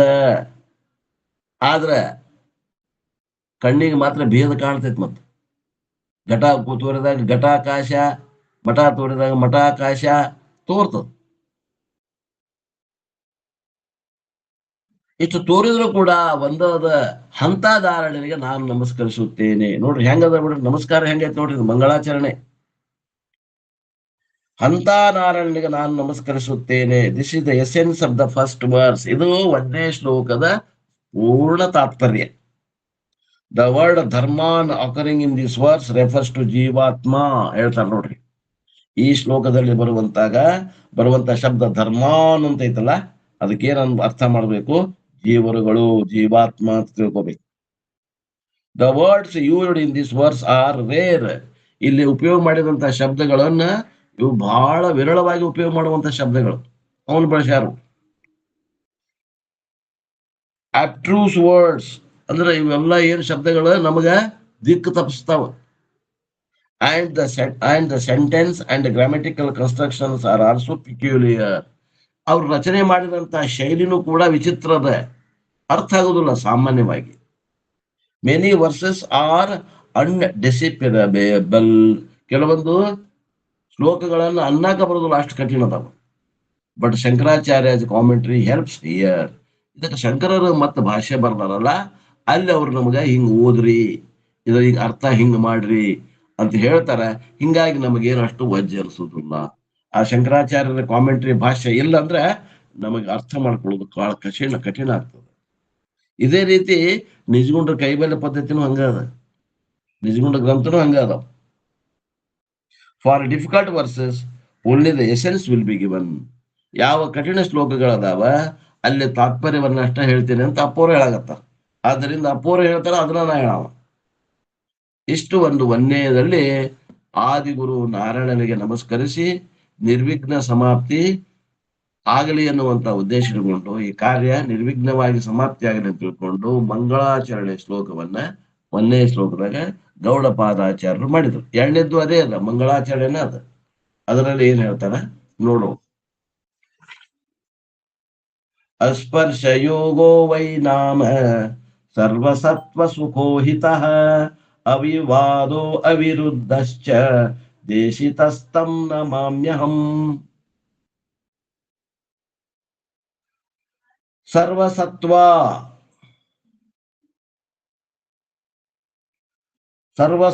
ಸುಖವು ಎಲ್ಲರಿಂದ ಇದು ಸುಖವನ್ನ ಅನುಭವಿಸಲ್ಪಡುವಂತ ವಿದ್ಯೆ ಇದು. ಸರ್ವಸತ್ವ ಸುಖವು ಹಿತವಾದಂತಹದ್ದು ವಿದ್ಯೆ. ಅವಿವಾದವು, ಇದರಲ್ಲಿ ವಾದ ಇಲ್ಲ, ತಿಳಿದ್ರೆ ವಾದ ಇಲ್ಲ. ಅವಿರುದ್ಧವು, ಯಾರಿಗೂ ವಿರೋಧ ಅಲ್ಲ ಇದು. ಇಲ್ರಿ ಇದು ಬರೀ ಹಿಂದೂಗಳದ್ದು ಉಳಿದೋರ್ದಲ್ಲ ಅಂತೀರೇನು, ಕ್ರಿಶ್ಚಿಯನ್ಸ್ ಅಲ್ಲ ಅಂತೀರೇನು? ಎಲ್ಲರಿಗೂ, ಯಾರಿಗೂ ಅವಿರುದ್ಧ, ಎಲ್ಲರಿಗೂ ಬೇಕಿದು. ಮಾನವರ ಮಾತ್ರರಿಗೆ ಎಲ್ಲರನ್ನೂ ಉದ್ಧಾರ ಮಾಡುವಂತಹ ಶಾಸ್ತ್ರ ಇದು. ಜಾತಿ ಧರ್ಮ ಹೆಣ್ಣು ಗಂಡು ಏನು ಭೇದಿಲ್ಲ. ಆ ದೇಶದವ ಈ ದೇಶದವ ಏನು ಭೇದಿಲ್ಲ. ಎಲ್ಲದಕ್ಕೂ ಅವಿರುದ್ಧವೂ ಆದಂತ ಅಸ್ಪೃಶ್ಯ ಯೋಗವೆಂದು ಪ್ರಸಿದ್ಧವಾಗಿರುವ ಯಾವ ಯೋಗವು, ಯಾವ ಜ್ಞಾನವು, ಯೋಗ ಅಂದ್ರೆ ಜ್ಞಾನ ಅಂತ ತಿಳ್ಕೊಡ್ರಿ. ದೇಶಿತವಾಗಿರುವುದು, ಕಲಿಸಲ್ಪಟ್ಟಿರೋ. ದೇಶಿತ ಅಂದ್ರೆ ಕಲ್ಪಿಸಲ್ಪಟ್ಟಿದೆ ಅಂದ್ರೆ ಏನೋ ತಿಳಿಸಲ್ಪಟ್ಟಿದೆ, ಕಲಿಸಲ್ಪಟ್ಟಿದೆ. ಮತ್ ಇನ್ನೂ ಒಂದು ಅರ್ಥ ಇಲ್ಲಿ, ಇದನ್ನ ನಾವು ದೃಶ್ಯ ಮಾಡಿ ಹೇಳಕ್ ಬರುದಿಲ್ಲ. ಇದು ದೃಕ್ಕದ ಜ್ಞಾನದ, ನಿಮಗೆ ಹಿಡಿದು ಕೈಯಾಗ ಕೊಡಾಕ್ ಬರಂಗಿಲ್ಲ ಇದನ್ನ. ಅದ ಬಾಳ ಕಠಿಣ ಅದ. ಅವ ಹೇಳ್ತಾನೆ ಹೆಂಗೋ, ಏನ್ ಹೌದು ಮುಟ್ಟಿ ನೋಡ್ಯಾನ ಅನ್ನುವಂಗ ಗುರು ಹೇಳ್ತಾನೆ. ನಾವು ಕುತ್ಕೊಂಡು ತಿಳಿಯೋರು ಕೂಡ ಹೌದು ನಾವು ಮುಟ್ಟಿ ನೋಡೇವೆ ಅನ್ನುವಂಗ ತಿಳ್ಕೊಬೇಕಾಗ್ತದ. ಆದ್ರೆ ಮುಟ್ಟಾಕ್ ಬರಂಗಿಲ್ಲ ಇದನ್ನ, ಯಾಕಂದ್ರೆ ಇದು ಸ್ವರೂಪದ ಜ್ಞಾನ ಅದ. ಮುಟ್ಟಾಕ್ ಬರಂಗಿಲ್ಲ, ಬರೀ ತಿಳ್ಕೊಳ್ಳೋದು ಬರ್ತದ, ತಿಳ್ಕೊಬೇಕು. ಯಾವ್ದು ಅಲ್ಲ ಅನ್ನೋದನ್ನ ಕಳೆದು ಒಗದ್ರಂದ್ರ ಅದು ಏನು ಉಳಿತೈತಲ್ಲ ಅದನ್ನ ಮುಟ್ಟಾಕ್ ಬರಂಗಿಲ್ಲ. ನೀವು ಅದನ್ನ ನೀವೇ ಆಗಿ ನೀವು ತಿಳ್ಕೊಬೇಕಾಗ್ಯದ. ಅಂತ ಯಾವುದು ಆಬ್ಜೆಕ್ಟಿಫಿಕೇಶನ್ಗೆ ಸಿಗುವುದಿಲ್ಲವೋ ಅಂತ ಪರಮಾತ್ಮ ತತ್ವಕ್ಕೆ ನಾನು ನಮಸ್ಕರಿಸುತ್ತೇನೆ. ನಮಾಮಿ ಅಹಂ. ಅಪ್ಪವ್ರು ಹೇಳ್ತಾರೆ ನೋಡ್ರಿ, ದಿಸ್ ಬ್ರಹ್ಮ ವಿದ್ಯಾ ಈ teaching is known by the name Asparsha Yoga. ಈ ಬ್ರಹ್ಮ ವಿದ್ಯೆಗೆ ಇನ್ನೊಂದು ಹೆಸರು ಏನಿಟ್ಟಾರ ಇಲ್ಲಿ ಇವರು ಗೌಡಪಾದಾಚಾರ್ಯರು, ಅಸ್ಪರ್ಶ ಯೋಗ. Which word was introduced in the 3rd chapter itself. ಈ ಅಸ್ಪರ್ಶ ಯೋಗ ಅನ್ನುವಂಥದ್ದು ಹಿಂದಿನ ಅಧ್ಯಾಯದಾಗ 39ನೇ ಶ್ಲೋಕದಾಗ ಬಂದಿತ್ತು. ಆ 39ನೇ ಶ್ಲೋಕದಾಗ ಹೇಳಿದಂತ ಶಬ್ದವನ್ನ ಇಲ್ಲೇ ಎತ್ಕೊಂಡಾರ. ಮತ್ತೆ ಈ 39ನೇ ಶ್ಲೋಕ ಹಿಂದಿನ ಅಧ್ಯಾಯದಾಗ ಗೌಡಪಾದ ಈ ಶಬ್ದವನ್ನು ಉಪಯೋಗ ಮಾಡಿದ್ರು. ಅಸ್ಪರ್ಶ ಅಂದ್ರೆ ಏನ್ರಿ? ಅಸ್ಪರ್ಶ ಅಂದ್ರೆ ಆತ್ಮ, ತುರಿಯ ಆತ್ಮ ಈಸ್ ಕಾಲ್ಡ್ ಅಸ್ಪರ್ಶ. ವಿಶ್ವತೈಸ ಪ್ರಾಜ್ಞರಿಗೆ ಸಾಕ್ಷಿಯಾದಂತಹ ಆ ತುರಿಯ ಏನದನ, 4ನೇ ತುರಿ ಅಂದ್ರೆ 4ನೇದವ, 3 ಅಲ್ಲದ್ದು 4ನೇದ್ದು. ಅದು 3 ಬಿಟ್ಟಿಲ್ಲ, ಅದು 3 ಒಳಗ ಅದ. ಅಲ್ಲೇ ಗುರ್ತಿಸ್ಬೇಕಂತ, 3 ಬಿಟ್ಟು ಗುರ್ತಿಸಾಕ ಬರಂಗಿಲ್ಲ ಅದನ್ನ. ಗಡಿಗ್ಯಾಗ ಮಣ್ಣದ, ಗಡಿಗೆ ನೋಡಾಕತ್ತಿರಲ್ಲ, ಗಡಿಗೆ ಏನಾಯ್ತಿರಲ್ಲ, ಅಲ್ಲೇ ಮಣ್ಣದ ನೋಡಾಕಲಿರಿ. ಗಡಿಗೆ ಒಳಗಿನ ದೃಷ್ಟಿ ಕಮ್ಮಿ ಮಾಡ್ರಿ, ಮಣ್ಣಿನ ದೃಷ್ಟಿ ಮಾಡ್ರಿ. ಅನಾತ್ಮ ದೃಷ್ಟಿ ಬಿಡ್ರಿ, ಆತ್ಮ ದೃಷ್ಟಿ ಮಾಡ್ರಿ, ಅಲ್ಲೇ ಅದ. ತುರಿಯ ವಿಶ್ವದಲ್ಲಿ ಅದಾನ ನೋಡ್ರಿ, ಅಲ್ಲೇ ಕುಂತಾನ ಅವ. ಏನ ಬರೇ ಸಾಕ್ಷಿಯಿಂದ ನೋಡ್ಕೊಂತ ಕುಂತಾನ ಅವ. ಸಾಕ್ಷಿ ಏನು ಮಾಡಂಗಿಲ್ಲ ಅವ. ಅವ ವ್ಯಾಪಕ ಅದಾನ, ಅವ ಅರಿವು ಸ್ವರೂಪ ಅದಾನ, ಅವ ಸದ್ರೂಪ ಅದಾನ, ಅವ ಚಿದ್ರೂಪ ಅದಾನ, ಅವ ಆನಂದ ರೂಪ ಅದಾನ, ಅವ 3 ಅವಸ್ಥೆ ಒಳಗ ಅದಾನ. ವಿಶ್ವನಾಗಿ ಜೀವ ಇದ್ದಾಗನು ಕೂಡ ಅಲ್ಲೇ ಏನದಾನ? ಅಕರ್ತ ಅಭೋಕ್ತ ಸ್ವರೂಪದಿಂದ ಅದಾನ. ಗುರ್ತಿಸ್ರಿ, ಇದ ಸಾಕ್ಷಾತ್ಕಾರ. ಮತ್ತ ಇದಕ್ಕಿಂತ ಬೇರೆ ಸಾಕ್ಷಾತ್ಕಾರ ಆಗುದಿಲ್ಲ. ಏನ್ ಚತುರ್ಭುಜ ಬಂದ ದೇವ್ರ ಮುಂದ ಇಲ್ಲ, ಇವನ ದೇವ್ರು. ಈ ತುರಿಯನ ದೇವ್ರ ಅದಾನ. ವಿಶ್ವನಲ್ಲಿ ವಿಶ್ವ ಅಲ್ಲ, ವಿಶ್ವನಲ್ಲಿ ದೇವ್ರ ಅದಾನ ಅಂದ್ರೆ ತುರಿಯ ಅದಾನ. ತೈಜಸ ಅಲ್ಲ, ಜೀವ, ತೈಜಸ ಜೀವ. ಆ ತೈಜಸ್ಸಿನಲ್ಲಿ ತುರಿಯ ಅದಾನ. ಪ್ರಾಜ್ಞೆ ಅದಾನಲ್ಲ, ಅಲ್ಲೇ ತುರಿಯ ಅದಾನ. ಈ 3 ಅವಸ್ಥೆಗಳೊಳಗ ಓತಪ್ರೋತವಾಗಿ ಬದಲಾವಣೆ ಆಗದ ಅದಾನಲ್ಲ, ಅವನ ತುರಿಯ.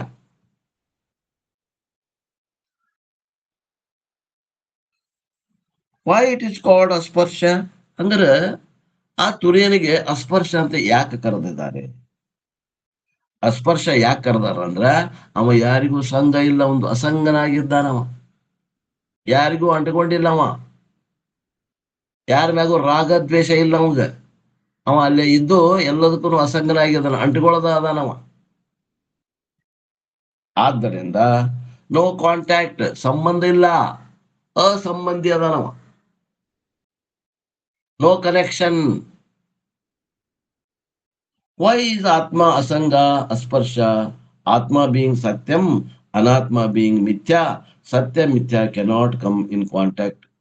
ಯಾಕ್ರಿ ಸಂಬಂಧ ಯಾಕಿಲ್ಲ? ಕೇಳ್ರಲ್ಲ ಪ್ರಶ್ನೆ. ಅವರ ಹಾಕಾಗತ್ತಾರ, ಅಪ್ಪವ್ರ ಹಾಕಾಗತ್ತಾರ. ಯಾಕ್ರಿ? ಯಾರು ಕೂಡ ಯಾರ್ದು ಈ ಒಂದು ತುರಿಯೊಂದು ಕನೆಕ್ಷನ್ ಯಾಕಿಲ್ಲ? ಸಂಬಂಧ ಯಾಕಿಲ್ಲ? ಸಂಬಂಧ ಯಾಕಿಲ್ಲ ಅಂತಂದ್ರೆ, ಆತ್ಮ ಸತ್ಯ ಐತಿ, ಅನಾತ್ಮ ಏನದ? ಅದು ಮಿಥ್ಯಾ ಅದ. ಅದು ಪ್ರಾತಿಭಾಸಿಕ ಸತ್ತ ಅದ, ಅದು ಪಾರಮಾರ್ಥಿಕ ಸತ್ತ ಅದ. ತುರಿಯ ಇರುವುದು ಪಾರಮಾರ್ಥಿಕ ಸತ್ತದಾಗ ಅದಾನ. ವಿಶ್ವ ಜೀವ, ವಿಶ್ವ ತೈಜಸ ಪ್ರಾಜ್ಞರು ಇವ್ರೇನದಾರಲ್ಲ, ಇವ್ರು ಪ್ರಾತಿಭಾಸಿಕ ಸ್ವರೂಪದಾಗ ಅದಾರ. ಪ್ರಾತಿಭಾಸಿಕ ವಸ್ತು ಹಾ ಪಾರಮಾರ್ಥಿಕ ವಸ್ತುವನ್ನ ಮುಟ್ಲಿಕ್ಕೆ ಹೆಂಗ್ ಬರ್ತದ್ರಿ?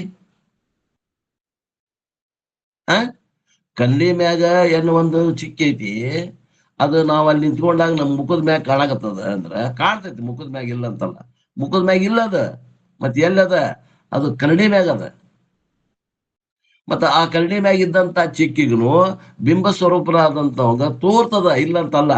ಆದ್ರ ಸಂಘ ಹೆಂಗ್ ಉಂಟಾಗ್ತದ ರೀ? ಅದು ಕನೆಕ್ಷನ್ ಹೆಂಗ್ ಆಗ್ತದ ಅದಕ್ಕ? ಆದ್ದರಿಂದ ಅಸ್ಪರ್ಶದ ನೋಡ್ರಿ ಅದು. ಪಾರಮಾರ್ಥಿಕ ವಸ್ತುವಿಗೂ ಪ್ರಾತಿಭಾಷಿಕ ಭಿನ್ನ ಭಿನ್ನ ಸತ್ತದಾಗಿರುವಂತಹ ವಸ್ತುಗಳಿಗೆ ಸಂಬಂಧ ಹೆಂಗಾಗ್ತದ ತಿಳಿಯಾಗತೈತೇನ್ರಿ? ತಿಳಿತೈತ್ರಿ. ಹಾ ಆತ್ಮ ಸತ್ಯದ, ಅನಾತ್ಮ ಮಿಥ್ಯ ಅದ. ಮಿಥ್ಯ ಮತ್ತು ಸತ್ಯ ವಸ್ತುಗಳಿಗೆ ಯಾವಾಗಲೂ ಸಂಘ ಆಗುವುದಿಲ್ಲ, ಅವು ಯಾವಾಗಲೂ ಅಂಟ್ಕೊಳಂಗಿಲ್ಲ, ಅವು ಯಾವಾಗಲೂ ಕೂಡುವುದಿಲ್ಲ. ಕೂಡ್ಯಾವೇನು ಅನ್ನೋಂಗ್ ಕಾಣ್ತದ. ಹೆಂಗ್ರಿ? ಒಂದು ಉದಾಹರಣೆ ಹೇಳ್ರಿ. ಮೃಗಜಲ ನೋಡ್ತೀರಿ, ನೀರ್ ಕಾಣ್ತದ. ಮಧ್ಯಾಹ್ನ ಮಧ್ಯಾಹ್ನದಾಗ ಸ್ವಲ್ಪ ಎಲ್ಲರ ಇದು ಹೊಲದಾಗ ಹೋಗಿ ನೋಡ್ರಿ, ಕಾಣ್ತದ ಮೃಗಜಲ. ಅಲ್ಲಿ ನೀರ್ ಹರಿಯಾಗತ್ತಾವೇನೋ ಕಾಣ್ತದ. ಅದ್ರ ಮೇಲೆ ಯಾವರ ಗಾಡಿ ಹೋದ್ರ ಆ ಗಾಡಿ ನೆರಳು ಕೂಡ ಬೀಳ್ತದ ಆ ನೀರಾಗ. ಒಂದ್ ಚರಿಗೆ ನೀರ್ ತೊಗೊಂಬರ್ರಿ, ಒಂದ್ ಕುಡಿಯಾಕ್ ಬೇಕಂತ ತಿಳ್ಕೊಂಡು ಹೋಗಿ ತೊಗೊಂಬರ್ರಿ, ಸಿಗ್ತೈತೇನ್ ನೋಡ್ರಿ ಅದು. ಡಾಂಬರ್ ರೋಡ್ ಬಾಳ ಚಲೋ ಕಾಣ್ತದ್ರಿ. ಡಾಂಬರ್ ರಸ್ತೆ ಒಳಗೆ ಕಾಣ್ತದ ನೋಡ್ರಿ. ಸ್ವಲ್ಪ ದಿಬ್ಬ ಇದ್ದಲ್ಲೇ ಒಂದ್ ಸ್ವಲ್ಪ ತೆಗ್ಗಿದ್ದಲ್ಲಿ ನಿಂದಿರ್ಬೇಕು, ಕಾಣ್ತದ. ಮಧ್ಯಾಹ್ನ 12 ಗಂಟೆಯಿಂದ ಬಿಸಿಲಿದ್ದಾಗೆಲ್ಲ ಕಾಣ್ತದ. ಬಿಸಿಲು ಉದರನ ಅಂತಾರ ಅದಕ್ಕೆ. ಬಿಸಿಲು ಹೋತು ಅಂದ್ರೆ ಕಾಣುವುದಿಲ್ಲ. The mirage water cannot wet the ground. ಅಲ್ಲಿದ್ದಂತ ಮೃಗಜಲ, ಅಲ್ಲಿದ್ದಂತ ನೆಲನ ಹಸಿ ಮಾಡೈತೇನ್ರಿ ಅದು ಯಾವಾಗಾರ? ಕೇಳ್ತಾರ ಗುರುಗಳು. One is unreal, other is real. ಅಲ್ಲಿದ್ದಂತ ನೆಲ ಅದು ವ್ಯಾವಹಾರಿಕ ಸತ್ತ ಅದ. ಅಲ್ಲಿ ತೋರ್ತಾ ಅಂತ ಮೃಗಜಲ ಪ್ರಾತಿಭಾಷಿಕ ಸತ್ತ ಅದ. ಅದಕ್ಕ ಅಂಟಿಲ್ಲ. ಭಿನ್ನ ಸತ್ತಾದಾಗಿದ್ದಂತ ವಸ್ತುಗಳು ಅವು ಅಲ್ಲೇ ಅದಾವಂತ ತೋರಿದ್ರು ಕೂಡ ಅವುಗಳಲ್ಲಿ ಸಂಬಂಧ ಆಗುವುದಿಲ್ಲ. ಆದ್ದರಿಂದ ಅಸ್ಪರ್ಶ ಯೋಗ. ಹಂಗ ಆತ್ಮ ತುರಿಯ ಹೆಂಗದಾನ, ಈ ಜಗತ್ತಿನ ಈ ಶರೀರಕ್ಕೂ ಕೂಡ ಅವನ್ ಸಂಘ ಇಲ್ಲ, ಜಗತ್ತಿನಲ್ಲಿ ಕೂಡ ಯಾವುದಕ್ಕೂ ಸಂಘ ಇಲ್ಲ, ಅಸಂಗನಾಗಿ ಅಲ್ಲೇ ಅದಾನ, ವಿಷಮ ಸತ್ತದಾಗ ಅದಾನ.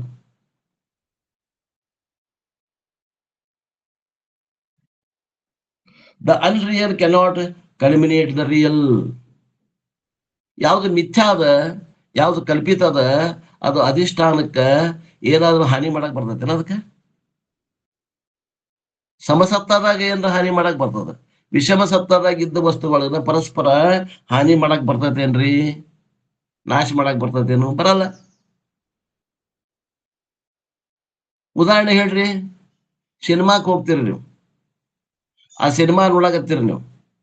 ಆ ಸಿನಿಮಾದಾಗಿನ ಗೊಂಬೆಗಳು ಆ ಪರದೆಗೆ ಏನಾರ ಮಾಡ್ತಾವೆ? ನಾವು ಬೆಂಕಿ ಹಚ್ಚಿದ್ರ ಬೆಂಕಿ ಹತ್ತಂಗಿಲ್ಲ ಪರದೆಕ. ಅದಕ್ಕ ನೀ ಸೀನದಾಗ ನೀರ್ ಉಗ್ಗಿದ್ರ ಪರದೆಗೆ ನೀರ್ ಬಿದ್ದಿಲ್ಲ. ನೋಡ್ರಿ, ಆ ಗೊಂಬೆಗಳು ಆ ಪರದೆಯನ್ನು ಏನಾರ ಮಾಡಕ್ ಸಾಧ್ಯದ? ವಿಚಾರ ಮಾಡ್ರಿ. ಭಿನ್ನ ಭಿನ್ನ ಸತ್ತ ಇದ್ದಾಗ ಅದಕ್ಕ ಅಲ್ಲೇ ಅದ, ಮತ್ತೆ ಸ್ಕ್ರೀನು ಅಲ್ಲೇ ಅದ, ಚಿತ್ರನು ಅಲ್ಲೇ ತೋರಾಗತ್ತಾವ. ಆದ್ರ ಗೊಂಬೆಗಳು ಪ್ರಾತಿಭಾಷಿಕ ಅದಾವ, ಸ್ಕ್ರೀನು ವ್ಯಾವಹಾರಿಕ ಅದ. ಆದ್ದರಿಂದ ನಾವು ನೋಡ್ತಾ ಇರುವಂತಹ ಸಿನಿಮಾ ಆ ಪರದೆನ ಏನು ಅದನ್ನ ಮಾಡ್ಲಿಕ್ಕೆ ಸಾಧ್ಯ ಇಲ್ಲ. ಅದು ಇನ್ನೊಂದು ಉದಾಹರಣೆ ಹೇಳ್ತಾರೆ ನೋಡ್ರಿ. The dream rain cannot make your bed wet. ಮಲ್ಕೊಂಡಿರಿಪ್ಪ, ರಾತ್ರಿ ಮಲ್ಕೊಂಡಿರಿ, ಕನಸು ಬಿದ್ದದ, ಕನಸಿನಾಗ ಮಳೆ ಆಗ್ಯದ. ಏನ್ ಕನಸಿನಾಗ ಮಳೆ ಆಗ್ಯದ, ಆ ಮಳೆಯಾಗನು ನೀವು ತೋರ್ಸ್ಕೊಂಡಿರಿ.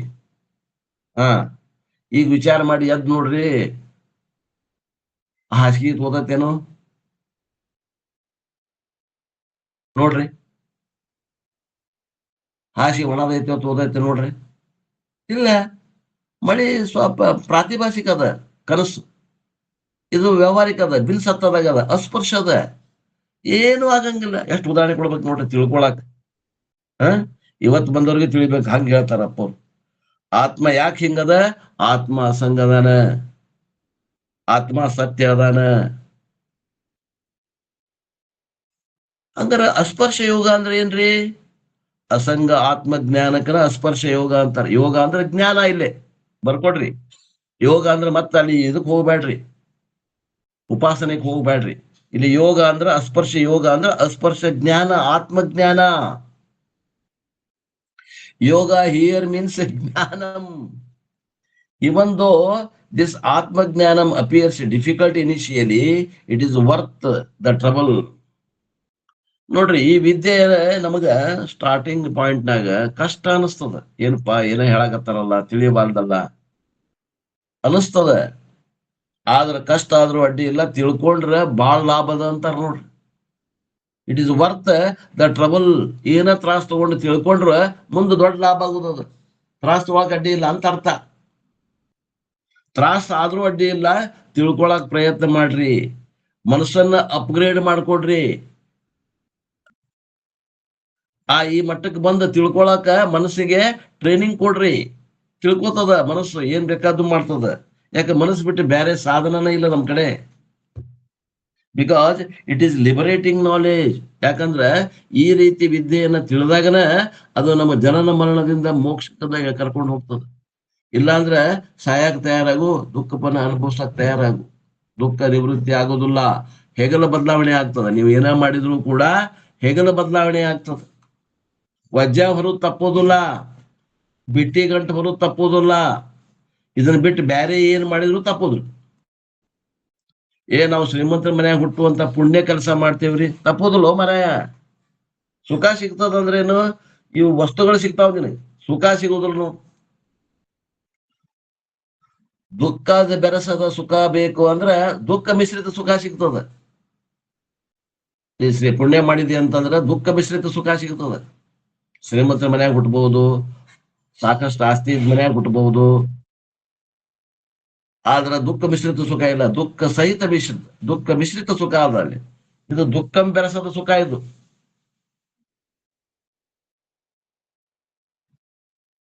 ನಮ್ದೆಲ್ಲ ಇನ್ನ ಎಲ್ಲಿ ಅದ? ಚಲೋ ಜನ್ಮ ಹುಟ್ಟಬೇಕ್ರಿ, ಸತ್ರು ಅಡ್ಡಿ ಇಲ್ಲ, ಶ್ರೀಮಂತರ ಮನ್ಯಾಗ ಹುಟ್ಟಬೇಕು, ಯಾವ್ದು ಬಡತನ ಇರಬಾರ್ದು, ತಿನ್ನಾಕ ಉಣ್ಣಾಕ ಕೊರತೆ ಇರಬಾರ್ದು, ಆಳು ಕಾಳು ಇರಬೇಕು, ಅಂತ ಜೀವನ ಇದ್ರೆ ಅಡ್ಡಿ ಇಲ್ಲ ಅಂತೀರೇನು? ಇಲ್ಲ. ಕಷ್ಟ ತಪ್ಪುದಿಲ್ಲ, ಅನುಕೂಲ ಇರ್ತಾವ, ಕಷ್ಟ ತಪ್ಪುದಿಲ್ಲ. ಹೋಗಿ ಕೇಳ್ರಿ. ಯಾರು ಈಗ ಅಗದಿ ಜಗತ್ನಾಗ ಅಗದಿ ದೊಡ್ಡ ಮನುಷ್ಯ ಯಾರಪ್ಪ ಅಂತಂದ್ರೆ ಅಮೆರಿಕದ ಅಧ್ಯಕ್ಷ. ಹೋಗಿ ಕೇಳ್ರಿ, ಅವ್ನಿಗೆ ಎಷ್ಟು ತ್ರಾಸ ಅದಾವ. ಆರಾಮದಿ ಅಂತ ಕೇಳ್ರಿ, ಹೇಳ್ತಾನ. ಆದ್ದರಿಂದ ಆರಾಮ್ ಇರ್ಬೇಕಂದ್ರೆ ಆತ್ಮಜ್ಞಾನ ಒಂದೇ ಬೇಕು. ಅದು ಆತ್ಮಜ್ಞಾನ ಬಹಳ ಕಠಿಣ ಅದ. ಕಠಿಣ ಇದ್ರೂ ಅಡ್ಡಿ ಇಲ್ಲ, ಪರಿಶ್ರಮ ವಹಿಸಿ ಅದನ್ನ ನಾವು ಪಡೆದಿದ್ದಾದ್ರೆ ಅದರಿಂದ ಲಾಭ ಬಹಳ ಐತಿ ಅಂತ ಹೇಳ್ತಾರೆ. ಇದು ನಮಗ ಪುನರಪಿ ಜನರಂ ಪುನರಪಿ ಮರಣಂ ಪುನರಪಿ ಜನನಿ ಜಠರೇ ಶಯನಂ. ಜನ್ಮ ಜನ್ಮಾಂತರದಲ್ಲಿ ಆಗಲಾರ್ದ ಕೆಲಸ ಮಾಡಕೊಳಕ್ ಹೊಂಟಿವಿ ನಾವು. ಯಾಕ ಹಿಂದಿನ ಜನ್ಮದಾಗ ಆಗಿಲ್ಲ? ಯಾಕಂದ್ರೆ ಹುಟ್ಟಿ ಬಂದೇವಿ. ಅದಕ್ಕೆ ನಾವು ಕಷ್ಟಪಡಕ ಪ್ರಯತ್ನ ಮಾಡ್ಬೇಕು, ಕಷ್ಟಪಡ್ಬೇಕು ಅಂತಾರ. ಕಷ್ಟಪಡ್ರಿ ಅಂತಾರ. ಕಷ್ಟಪಟ್ರು ಅಡ್ಡಿ ಇಲ್ಲ, ಮೋಕ್ಷ ಆತಂದ್ರ ನೀವು ಕಷ್ಟಪಟ್ಟಿದ್ದು ಸಾರ್ಥಕ ಆಗ್ತದ. Therefore he says that Asparsha yoga is pleasant, enjoyable and beneficial for all types of human beings, irrespective of gender, irrespective of creed, irrespective of religion, irrespective of nationality. ಆದ್ದರಿಂದ ಈ ಅಸ್ಪೃಶ್ಯ ಯೋಗ ಹೆಂಗದ ಅಂತಂದ್ರ ಇದನ್ನ ಗಳಿಸಿದ್ರ ಆನಂದ ಆಗ್ತದ. ಗಳಿಸಿದ್ರ ಏನೋ ಒಂದು ಸುಖ ಆಗ್ತದ, ವಿಶೇಷವಾದಂತ ಸುಖ ಆಗ್ತದ, ಲಾಭ ಆಗ್ತದ. ಯಾರಿಗೆ? ಎಲ್ಲ ರೀತಿಯಿಂದ ಮನುಷ್ಯರಿಗೆ ಲಾಭ ಆಗ್ತದ. ಆ ಮನುಷ್ಯರು ಹೆಂಗ? ಯಾವುದೇ ಹೆಣ್ಣಿರ್ಲಿ ಗಂಡಿರ್ಲಿ, ಯಾರು ಬೇಕಾದವ್ರು ಇರ್ಲಿ, ಎಲ್ಲರಿಗೂ ಆನಂದ ಆಗ್ತದ. ಅವ್ರಿಗೆ ಬೇಕಾದ ಜಾತಿಯವ್ರು ಇರ್ಲಿ, ಅವ್ರು SC ST ಅವ್ರು ಇರ್ಲಿ, ಬ್ರಾಹ್ಮಣ ವೈಶ್ಯ ಕ್ಷತ್ರಿಯರು ಇರ್ಲಿ, ಯಾವುದೇ ಧರ್ಮದವ್ರು ಇರ್ಲಿ, ಹಿಂದೂ ಧರ್ಮದವ್ರು ಇರ್ಲಿ, ಮುಸ್ಲಿಂ ಧರ್ಮದವ್ರು ಇರ್ಲಿ, ಕ್ರಿಶ್ಚಿಯನ್ ಧರ್ಮದವ್ರು ಇರ್ಲಿ, ಸಿಖ್ ಧರ್ಮದವ್ರು ಇರ್ಲಿ, ಪಾರ್ಸಿ ಧರ್ಮದವ್ರು ಇರ್ಲಿ, ಯಾವುದೇ ನ್ಯಾಷನಾಲಿಟಿ, ಯಾವ ದೇಶದವ್ರ ಇರ್ಲಿ, ಭಾರತ ದೇಶದವ್ರ ಇರ್ಲಿ, ಪಾಕಿಸ್ತಾನದವ್ರ ಇರ್ಲಿ, ಅವರು ಅಮೆರಿಕಾದವ್ರ ಇರ್ಲಿ, ಇಂಗ್ಲೆಂಡ್ದವ್ರ ಇರ್ಲಿ, ಆಸ್ಟ್ರೇಲಿಯಾ, ಯಾವ ರಾಜ್ಯದ, ಯಾವ ದೇಶದ, ಯಾವ್ದರ ದೇಶ, ಒಟ್ಟು ಏನ ಮನುಷ್ಯರು ಮಾತ್ರ ಕೇಳಿ ಉದ್ಧಾರ ಆಗುವಂತ ವಿದ್ಯೆ ಅದ ಇದು. ಯಾವುದು? ಅಸ್ಪರ್ಶ ಯೋಗ ಅನ್ನುವಂತ ಜ್ಞಾನ. ಇದು ಎಲ್ಲರನ್ನು ಕೇಳಿ ಕಷ್ಟದ, ಆದ್ರೆ ಪಡೆದ್ರೆ ಮಾತ್ರ ಯೋಗ್ಯವಾದಂತ ಲಾಭ ಇರುವಂತಹದ್ದು. Another glory of this knowledge is that it is never subject to debate. ಇದ್ರ ಮಹಿಮೆ ಇನ್ನೊಂದು ಏನಪ್ಪಾ ಅಂತಂದ್ರ, ಇದನ್ನ ಹಿಡ್ಕೊಂಡು ಯಾರು ವಾದ ಮಾಡಕ್ ಬರಂಗಿಲ್ಲ, ತಿಳಿದು ಮುಕ್ತರಾಗಕ್ ಬರ್ತದೆ. Because there is no quarrel for Advaita with all other systems. Advaita ಹೆಂಗದ ಅಂದ್ರ ಈ ಎಲ್ಲ ಮತವಾದಿಗಳಿಗೆ ವಿರುದ್ಧವಾದ ಮತ ಅಲ್ಲಿದ್ದು. ಟೀಕಾ ಮಾಡಂಗಿಲ್ಲ ನಾವು, ಯಾವ ಮತವನ್ನು ಟೀಕಾ ಮಾಡಂಗಿಲ್ಲ. ಯಾಕಂದ್ರೆ ಯಾರಿಗೂ ನಾವು ವಿರೋಧ ಅಲ್ಲ. ಯಾಕಂದ್ರೆ all other systems are talking about the reality obtaining in the waking state. ಯಾಕಂದ್ರ ಎಲ್ಲ ಧರ್ಮದವರು ಯಾವ ಸತ್ಯವನ್ನ ಬೆನ್ನ ಹತ್ಯಾರ ಗೊತ್ತೇನ್ರಿ?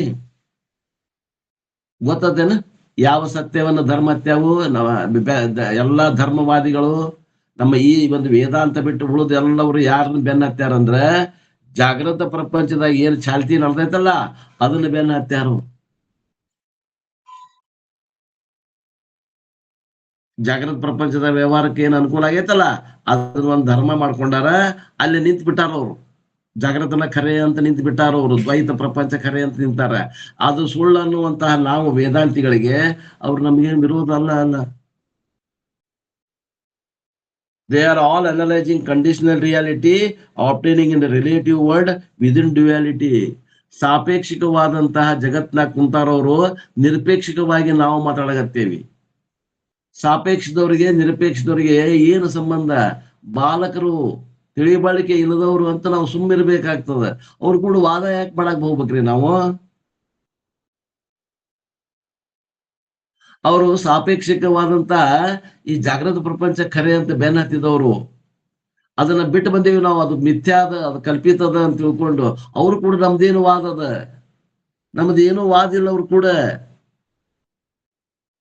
ವೇದಾಂತ is not analysing the relative truth. ವೇದಾಂತದಲ್ಲಿ ನಾವು ಸಾಪೇಕ್ಷಿಕ ಸತ್ಯದ ಕುರಿತು ಹೇಳಾಗತ್ತಿಲ್ಲ, ನಿರಪೇಕ್ಷ ಸತ್ಯದ ಕುರಿತು ಹೇಳಾಗತ್ತೇವಿ. ಯಾವ್ದು ಒಂದು ಕಾಲದಲ್ಲಿ ಖರೆ ಐತಿ ಅದನ್ನ ಬೆನ್ನ ಹತ್ತಿಲ್ಲ, ಯಾವ್ದು ಮೂರೂ ಕಾಲದಲ್ಲಿ ಐತಿ ಖರೆ ಐತಿ ಅದನ್ನ ಬೆನ್ನ ಹತ್ತೀವಿ ನಾವು. ಆ ಉಳಿದ ಮತವಾದಿಗಳು ಜಾಗೃತ ಪ್ರಪಂಚದ ಏನ್ ಖರೆ ಐತಿ ಅದನ್ನಷ್ಟ ಬೆನ್ನ ಹತ್ತಿ ಒಂದು ಶಾಸ್ತ್ರ ಮಾಡ್ಯಾರ ಅವರು. ನಾವು ಹಂಗಲ್ಲ, ಮೂರೂ ಕಾಲಕ್ಕೆ ಅನ್ವಯ ಆಗುವಂತ ಶಾಸ್ತ್ರ ನಮ್ದದ. As far as relative truth is concerned, these people are giving different opinions and versions. ಅದು ಕಲ್ಪಿತವಾದಂತಹದ್ದು ಏನು ಜಾಗೃತ ಪ್ರಪಂಚದ, ಅದಕ್ಕೆ ಅನುಗುಣವಾಗಿ ಶಾಸ್ತ್ರ ಮಾಡಿ ಅವ್ರು ಏನೋ ಮಾತಾಡ್ತಾರಂದ್ರ ಅದಕ್ಕೆ ನಾವೇನ್ ಅನ್ಬೇಕ್ರಿ? ನಮ್ಮ ವಿರುದ್ಧ ಅದಾರ ಅವರು. ಬಾಲಕರು ತೊದಲು ನುಡಿ, ಮಗು ತೊದಲು ನುಡಿತಿತ್ತಂದ್ರ ತಾಯಿ ತಂದೆ ಪ್ರೀತಿ ಮಾಡ್ತಾರೋ ಏನು ಸಿಟ್ಟು ಮಾಡ್ತಾರ? ಪಾಪ ತೊದಲು ನುಡಿಯಾಗತ್ತಾರ, ಮಕ್ಕಳದಾರ. ಆ ಮತವಾದಿಗಳು ನಮಗ ಮಕ್ಕಳಿದ್ದ ಹಾಗೆ, ನಮಗ ಅವ್ರ ವಿರೋಧಿಲ್ಲ. Vedanta doesn't contradict them. ನಾವು ಯಾರಿಗೂ ವಿರೋಧಿಗಳಲ್ಲ. ಅದ್ವೈತ ಅಂದ್ರೆ ದ್ವೈತಕ್ಕೆ ವಿರೋಧ ಹಂಗಲ್ಲ.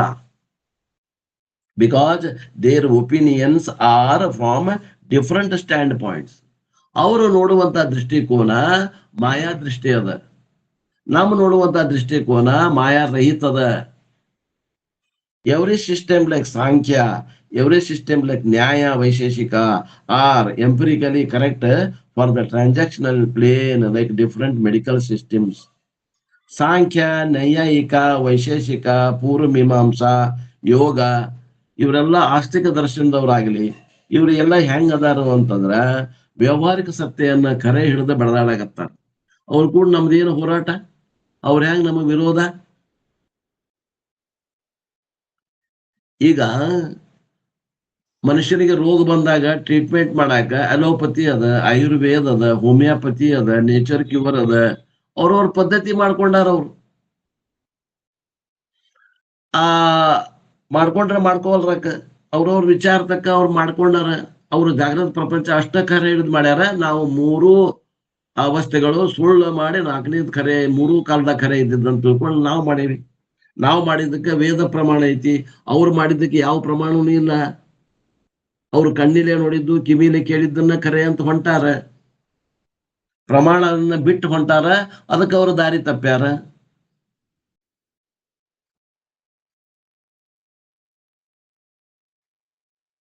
ಒಂದು ವಸ್ತುವಿನ ಬಣ್ಣ ಹೇಳಪ್ಪ, ಅದನ್ನ ಕಣ್ಣು ಉಪಯೋಗ ಮಾಡಬೇಡ ಅಂತ ಅವರು. ಪ್ರಮಾಣ ಇಲ್ಲ ಅವ್ರಿಗೆ, ಕತ್ತಲ್ದಾಗ ಕೈಯಾಡ್ಸ್ಯಾರ ಅವರು. ಪರಮಾತ್ಮ ತತ್ವ ಹುಡ್ಕಾಕ್ ಹೋಗ್ಯಾರ, ಪ್ರಮಾಣ ಬಿಟ್ಟು ಹೋಗ್ಯಾರ. ಅದಕ್ಕೆ ನಾವೇನ್ ಅನ್ನಕ್ ಬರ್ತದ? ನಾವು ಹುಡ್ಕಾಕ್ ಹೋಗ್ಯವಿ, ಪ್ರಮಾಣ ಹಿಡ್ಕೊಂಡು ಹೋಗ್ಯವಿ, ಯೋಗ್ಯ ಪ್ರಮಾಣ ಹಿಡ್ಕೊಂಡು ಹೋಗ್ಯವಿ. ಅವರ ನೇತ್ರ ಪ್ರಮಾಣ ಹಿಡ್ಕೊಂಡು ಹೋಗ್ಯಾರ, ನಾವು ವೇದ ಪ್ರಮಾಣ ಹಿಡ್ಕೊಂಡು ಹೋಗ್ಯವಿ. ಅಲ್ಲಿ ನೇತ್ರ ಪ್ರಮಾಣ ಹಿಡ್ಕೊಂಡ್ರೆ ಸಿಗ್ತೈತಿ ಅಂತ ಅವ್ರು ತಿಳ್ಕೊಂಡು ಏನೇನೇನೇನು ಕಲ್ಪನಾ ಮಾಡ್ಯಾರ, ಅದನ್ನ ಒಂದು ಧರ್ಮ ಮಾಡ್ಯಾರ, ಅದನ್ನ ಒಂದು ಶಾಸ್ತ್ರ ಮಾಡ್ಯಾರ, ಹೇಳ್ಕೊಂತ ಹೊಂಟಾನ.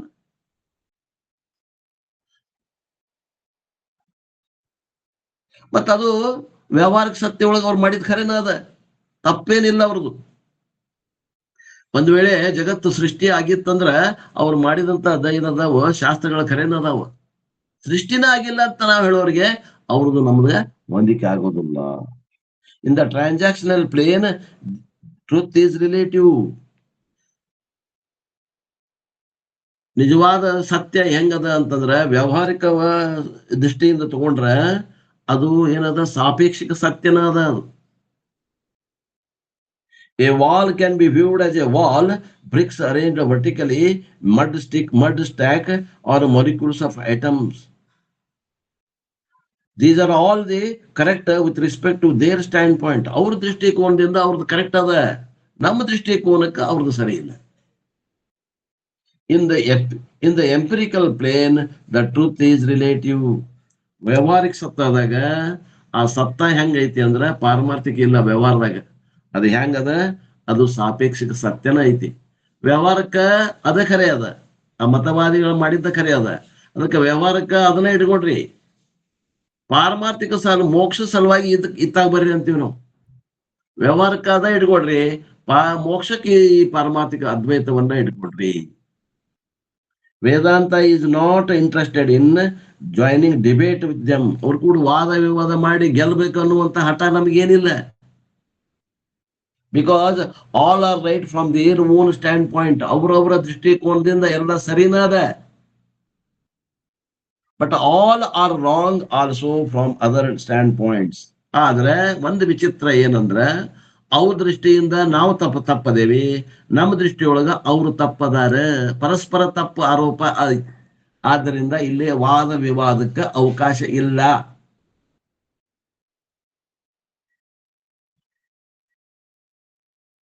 ವೇದಾಂತ is not interested in debate about the relative truth.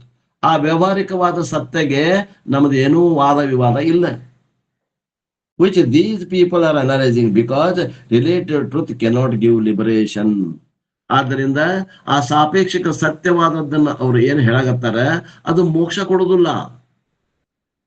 ಅದು ನಿನಗ ಊಟ ಕೊಡಬಹುದು, ನಿನಗ ಕುಡಿಯಾಕ ನೀರು ಕೊಡಬಹುದು, ಉಡಾಕ ಎರಡು ಬಟ್ಟೆ ಕೊಡಬಹುದು, ಆದ್ರೆ ಮೋಕ್ಷವನ್ನ ಕೊಡುವುದಿಲ್ಲ. ಭುಕ್ತಯೇ ನತು ಮುಕ್ತಯೇ. ಭುಕ್ತಿ ಭುಂಜಿಸ್ಲಿಕ್ಕೆ ಬರ್ತದ, ಮುಕ್ತಿಗೆ ಬರೋದಿಲ್ಲ ವಿದ್ಯೆ. ಅದಕ್ಕ ಭುಂಜಿಸ್ಲಿಕ್ಕೆ ಅದನ್ನ ಮಾಡ್ರಿ, ತಿಳ್ಕೊಳಕ್ ಇದನ್ನ ಹಿಡ್ಕೊಡ್ರಿ. ಮತ್ ಇಲ್ಲಿ ಬಂದ ನಮ್ಮ ಊಟಕ್ಕೆ ಏನ್ರ ಕೊಡ್ರಿ ಅಂತ ಕೇಳಬೇಡ್ರಿ. ಇಲ್ಲಿ ಕೇವಲ ಮೋಕ್ಷಕ್ಕೆ ಇದನ್ನ ಅವಲಂಬಿಸ್ರಿ. ಊಟಕ್ಕೆ ಮತ್ತು ವ್ಯವಹಾರಿಕ ಸತ್ಯನ ಅವಲಂಬಿಸ್ಬೇಕಾಗ್ತದೆ. ಅಪ್ಪ ಅವ್ರ ಜ್ಞಾನ ಹೇಳ್ತೀರಿ, ನನ್ಗೊಂದಿಷ್ಟು ರೊಕ್ಕ ಕೊಡ್ರಿ ಅಂತ ಯಾರ ಕೇಳಿದ್ರೆ ಅಪ್ಪ ಅವ್ರು ಕೊಡ್ತಾರೆ. ರೊಕ್ಕಕ್ಕೆ ಮತ್ತು ಜಗತ್ತನ್ನ ಆಶ್ರಯ ಮಾಡ್ಕೋಬೇಕು, ವ್ಯವಹಾರಿಕ ಸತ್ಯನ ಆಶ್ರಯ ಮಾಡ್ಕೋಬೇಕು. ಎಲ್ರ ದುಡ್ಯಾಕ್ ಹೋಗಪ್ಪ ಅಂತಾರ ಅವ್ರು. ಇಲ್ಲಾಂದ್ರೆ ಅದಾವು ತಗೊಂಡ್ ಹೋಗು ಅಂತಾರ. ನನ್ಗೆ ಅವ್ರ ಕಡೆ ಇದ್ರ ತಗೊಂಡ್ ಹೋಗಪ್ಪ, ಯಾರೋ ಒಬ್ಬರು ಭಕ್ತರು ಕೊಟ್ಟಾರ, ನಾ ಏನ್ ಮಾಡ್ಲಿ, ನೀ ತಗೊಂಡ್ ಹೋಗು ಅಂತಾರ ರೊಕ್ಕ ಕೇಳಿದ್ರಿ ಅಂದ್ರೆ. ಇಲ್ಲಾಂದ್ರೆ ಏನ್ ಹೇಳ್ತಾರ, ದುಡ್ಯಾಕ್ ಹೊರಗೆ ಹೋಗಪ್ಪ ಅಂತ ಹೇಳ್ತಾರ. The dream world is relatively true in the dream state. ಸ್ವಪ್ನ ಪ್ರಪಂಚದಾಗ ಆದಂತ ವ್ಯವಹಾರಕ್ಕ ಸ್ವಪ್ನದ ಪದಾರ್ಥಗಳಿಂದಲೇ ಪರಿಹಾರ ಹುಡುಕ್ಬೇಕು. ಅಲ್ಲೇ ಜಾಗೃತ ಪ್ರಪಂಚ ಆಗ್ಲಿ ಪಾರಮಾರ್ಥಿಕ ಪ್ರಪಂಚದಿಂದ ಪರಿಹಾರ ಸಿಗುವುದಿಲ್ಲ. But the dream knowledge cannot give liberation. ಸ್ವಪ್ನದಲ್ಲಿ ಜ್ಞಾನ ಆತಂದ್ರ ಅದು ಮೋಕ್ಷವನ್ನು ಕೊಡುವುದಿಲ್ಲ. Therefore, analyze the relative truth will not useful for spiritual seeker. ವ್ಯವಹಾರಿಕ ಸತ್ತಾದಾಗಿನ ಜ್ಞಾನ ಪಾರಮಾರ್ಥಿಕ ಸತ್ಯ ಒಳಗೆ ಉಪಯೋಗ ಬೀಳುವುದಿಲ್ರಿ. For living purposes knowledge in living place is useful. ನಮ್ಗ ಜೀವನದಾಗ ಬದುಕಬೇಕು ಅಂದಾಗ ವ್ಯವಹಾರಿಕ ಜ್ಞಾನ ಉಪಯೋಗ ಅದ, ಅಲ್ಲೇ ಪಾರಮಾರ್ಥಿಕ ಜ್ಞಾನ ಉಪಯೋಗ ಇಲ್ಲ. ನೋಡ್ರಿ ಎಲ್ಲೇ ಏನ್ ಉಪಯೋಗ ಮಾಡ್ಬೇಕು ಅದನ್ನ ಉಪಯೋಗ ಮಾಡ್ರಿ. ಈ ಬಂಗಾರದ ಆಭರಣ ಮಾಡಿಸಿದ್ವೇನೋ ಸಿಕ್ಕುವಂತೆ ಎಲ್ಲೇ ಒಬ್ಬ ಹೆಣ್ಮಗಳಿಗೆ, ಅವು ಎಲ್ಲಿ ಹಾಕೋಬೇಕು ಅನ್ನೋದು ಗೊತ್ತಿಲ್ಲ. ಕಿವ್ಯಾಗಿನೂ ಹಾಕೊಳ್ಳವು, ಕಾಲಾಗ ಹಾಕೊಳ್ಳಂತ, ಕಾಲಾಗಿನೂ ಹಾಕೊಂಡು ತಲೆಯಾಗ ಹಾಕೊಳ್ಳಂತ, ಹಂಗಾಗ್ತದ. ಎಲ್ಲಿ ಯಾವ್ದನ್ನ ಮಾಡ್ಬೇಕು? ನಿಮ್ಗ ಮೋಕ್ಷ ಬೇಕಾಗೈತಿ, ಒಳಗ ಶಾಂತಿ ಬೇಕಾಗೈತಿ, ಅಧ್ಯಾತ್ಮ ವಿದ್ಯೆಯನ್ನ ಪಡೀರಿ. ಇಲ್ರಿ ನನಗ ರೋಟಿ ಕಪಡ ಮಕಾನ ಬೇಕಾಗೈತಿ ಅಂದ್ರ ವ್ಯವಹಾರಿಕ ಸತ್ಯದಾಗ ಪಡಿಬೇಕು ಅವನು. ಅದನ್ನ ಇಲ್ಲಿ ಸಿಗಂಗಿಲ್ಲ, ಇದು ಅಲ್ಲಿ ಸಿಗುದಿಲ್ಲ. ಇಲ್ಲಿ ಬಂದು ಅದನ್ನ ಕೇಳಬೇಡ್ರಿ, ಅಲ್ಲಿ ಹೋಗಿ ಇದನ್ನ ಕೇಳಬೇಡ್ರಿ. When the spiritual seeker is interested in the ultimate and fundamental truth, the relative truth is useless. ನನಗೆ ಒಳಗೆ ಶಾಂತಿ ಸಮಾಧಾನ ಬೇಕಾಗೈತ್ರಿ, ಅತ್ಯಂತ ದುಃಖದ ನಿವೃತ್ತಿ, ಪರಮಾನಂದ ಪ್ರಾಪ್ತಿ ಅಂತ ಹೇಳ್ತಿರಲ್ಲ, ಮೋಕ್ಷ, ಅದೇ ಬೇಕಾಗೈತಿ ಅಂದ್ರ ಅದು ವ್ಯವಹಾರಿಕ ಸತ್ತದಾಗ ಸಿಗುದಿಲ್ಲ. ಅದಕ್ಕೆ ಇಲ್ಲಿ ಬರ್ಬೇಕು, ವೇದಾಂತಕ್ಕೆ ಬರ್ಬೇಕು. Gaudapada says that Vedanta is dealing with absolute truth. ಅದರಿಂದ ಏನ್ ಹೇಳ್ತಾರೆ ಗೌಡಪಾದರು? ಪಾರಮಾರ್ಥಿಕ ಸತ್ತಾದ ಕುರಿತು ಏನಾರ ವಿಚಾರ ಮಾಡೋದಿತ್ತಂದ್ರ ಈ ಮಾಂಡವಿಕ ಉಪನಿಷತ್ತಿಗೆ ಬರ್ರಿ. And others are dealing with relative truth. ಮತ್ತು ಉಳಿದಿದ್ದ ವ್ಯಾವಹಾರಿಕ ಸತ್ತಾದಾಗ ಏನಾರ ಬೇಕಾಗಿತ್ತು ಅಂದ್ರೆ ಅಲ್ಲಿ ಮತವಾದಿಗಳು ಮಾಡ್ಯಾರಲ್ಲ, ಅಲ್ಲೇ ಕರ್ಮ ಮಾಡ್ಕೊಂತ ಪಡಿಬೇಕಾಗ್ತದೆ. ಅದ್ವೈತಂ ಈಸ್ ಇಂಡಿಸ್ಪ್ಯೂಟೇಬಲ್. ಅದ್ವೈತದಲ್ಲಿ ವಾದ ವಿವಾದಕ್ಕೆ ಅವಕಾಶ ಇಲ್ಲ. ಯಾಕಂದ್ರ ಅದು ಯಾರಿಗೂ ವಿರೋಧಿಲ್ಲ. Because it doesn't contradict any system. This is wonderful. ಆದ್ರಿಂದ ಇದು ಬಹಳ ಆಶ್ಚರ್ಯಜನಕವಾದಂತಹ ಶಾಸ್ತ್ರ ಅದ. ಇದು ಪಾರಮಾರ್ಥಿಕ ಜ್ಞಾನ ಅದ. ಇದು ಯಾವ ವಾದ ವಿವಾದಕ್ಕೆ ಸಿಗುವಂತ ಜ್ಞಾನ ಅಲ್ಲ. ಇದು ಅದ್ವೈತದ. Has been taught to us by lord Narayana.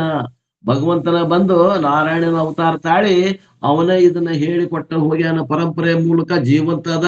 ಆ ಜೀವಂತ ಪರಂಪರೆಯ ಮೂಲಕ ನಮ್ಗೆ ಇವತ್ತ ಸಿಕ್ಕಿದೆ. Gaudapada offers prostration to the knowledge of the absolute reality. ಈ ಪಾರಮಾರ್ಥಿಕ ಸತ್ತೆಯನ್ನ ಕೊಟ್ಟಂತಹ ಗುರುಗಳನ್ನ ಇಲ್ಲಿ ಗೌಡಪಾದರು ನಮಸ್ಕರಿಸ್ತಾ ಇದ್ದಾರೆ. ಇನ್ನು ಅದ್ವೈತಂ, there are no different standpoints. ಅದ್ವೈತದಾಗ ಅವರವರ ವೈಯಕ್ತಿಕ ದೃಷ್ಟಿವಾದಗಳು ಇಲ್ಲ. ಇಲ್ಲೇ ಪಾರಮಾರ್ಥಿಕ ದೃಷ್ಟಿ, ಒಂದೇ ದೃಷ್ಟಿಯಿಂದ ಈ ಶಾಸ್ತ್ರವನ್ನು ತಯಾರು ಮಾಡಿದ್ದಾರೆ. ಇಲ್ಲಿ ಹಲವು ದೃಷ್ಟಿಕೋನದಿಂದ ವಿಚಾರ ಮಾಡಿಲ್ಲ. ಇಲ್ಲಿ ಪಾರಮಾರ್ಥಿಕ ದೃಷ್ಟಿಕೋನದಿಂದ ಒಂದೇ ರೀತಿಯಿಂದ ವಿಚಾರ ಮಾಡೈತಿ. ಅದ್ವೈತದ ಕಾಯಂ ನಿರ್ಣಯ ಮಾಡಲಾಗಿದೆ ಅಂತ ಆ ಗುರುವಿಗೆ ನನ್ನ ನಮಸ್ಕಾರ ಸಲ್ಲಿಸ್ತೇನೆ ಅಂತ ತಿಳ್ಕೊಂಡು ವಿಸ್ತಾರವಾದ, ಆಳವಾದ, ಅರ್ಥವುಳ್ಳಂತಹ ಮಂಗಳಾಚರಣೆಯನ್ನ ಗೌಡಪಾದರು ಮಾಡಿದ್ರು. ಮುಂದೆ ನಾಳೆ 3ನೇ ಶ್ಲೋಕದಿಂದ ನಾಳಿನ ದಿವಸ ಮತ್ತೆ ಶಾಸ್ತ್ರ ಮುಂದುವರಿತದ. ಇದು ಮಂಗಳಾಚರಣೆಯನ್ನು ಮಾಡಿದ್ರು. ಇನ್ನು ಶಾಸ್ತ್ರದ ಮುಂದಿನ ವಿಷಯಕ್ಕೆ ಬರ್ತಾರೆ ಅನ್ನುವಲ್ಲಿಗೆ ಇವತ್ತಿನ ಈ ವಾಕೃಪ ಸೇವೆಯನ್ನು ಗುರುಪಾದಕ್ಕೆ ಸಲ್ಲಿಸಿ ನನ್ನ ವಾಣಿಗೆ ವಿರಾಮ. ಒಂದು 15-20 ನಿಮಿಷ ತಡ ಆಯ್ತು. ಅದನ್ನ ಅಧ್ಯಾಯ ಮುಗಿಸ್ಬಿಟ್ರ ಆತು ಅಂದ್ರೆ ಆ ಶ್ಲೋಕವನ್ನ ಮುಗಿಸ್ಬೇಕು ಅಂತ ನಾನು ಸ್ವಲ್ಪ ಟೈಮ್ ಹೆಚ್ಚಿಗೆ ತಗೊಂಡೆ. ಮಂಗಳಾಚರಣೆ ಮಾಡ್ರಿ. ಓಂ ನಮಃ ಶಿವಾಯ.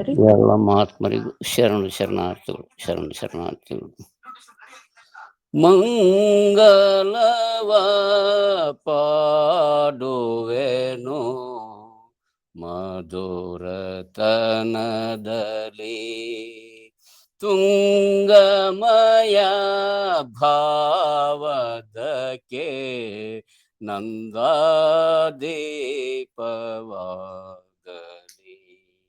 ಮಂಗಲವ ಪಾಡುವೆನು ಮಧುರತನದಲ್ಲಿ, ತುಂಗಮಯ ಭಾವದಕ್ಕೆ ನಂದಾದೀಪವಾಗಲಿ. ಆರು ಶಾಸ್ತ್ರ ಕನ್ನಡದಿ ಸೂರಿದಾತಗೆ, ಸಾರತರದ ವೇದರಸ್ಯ ಹೇಳಿದಾತಗೆ ಪರಮಾ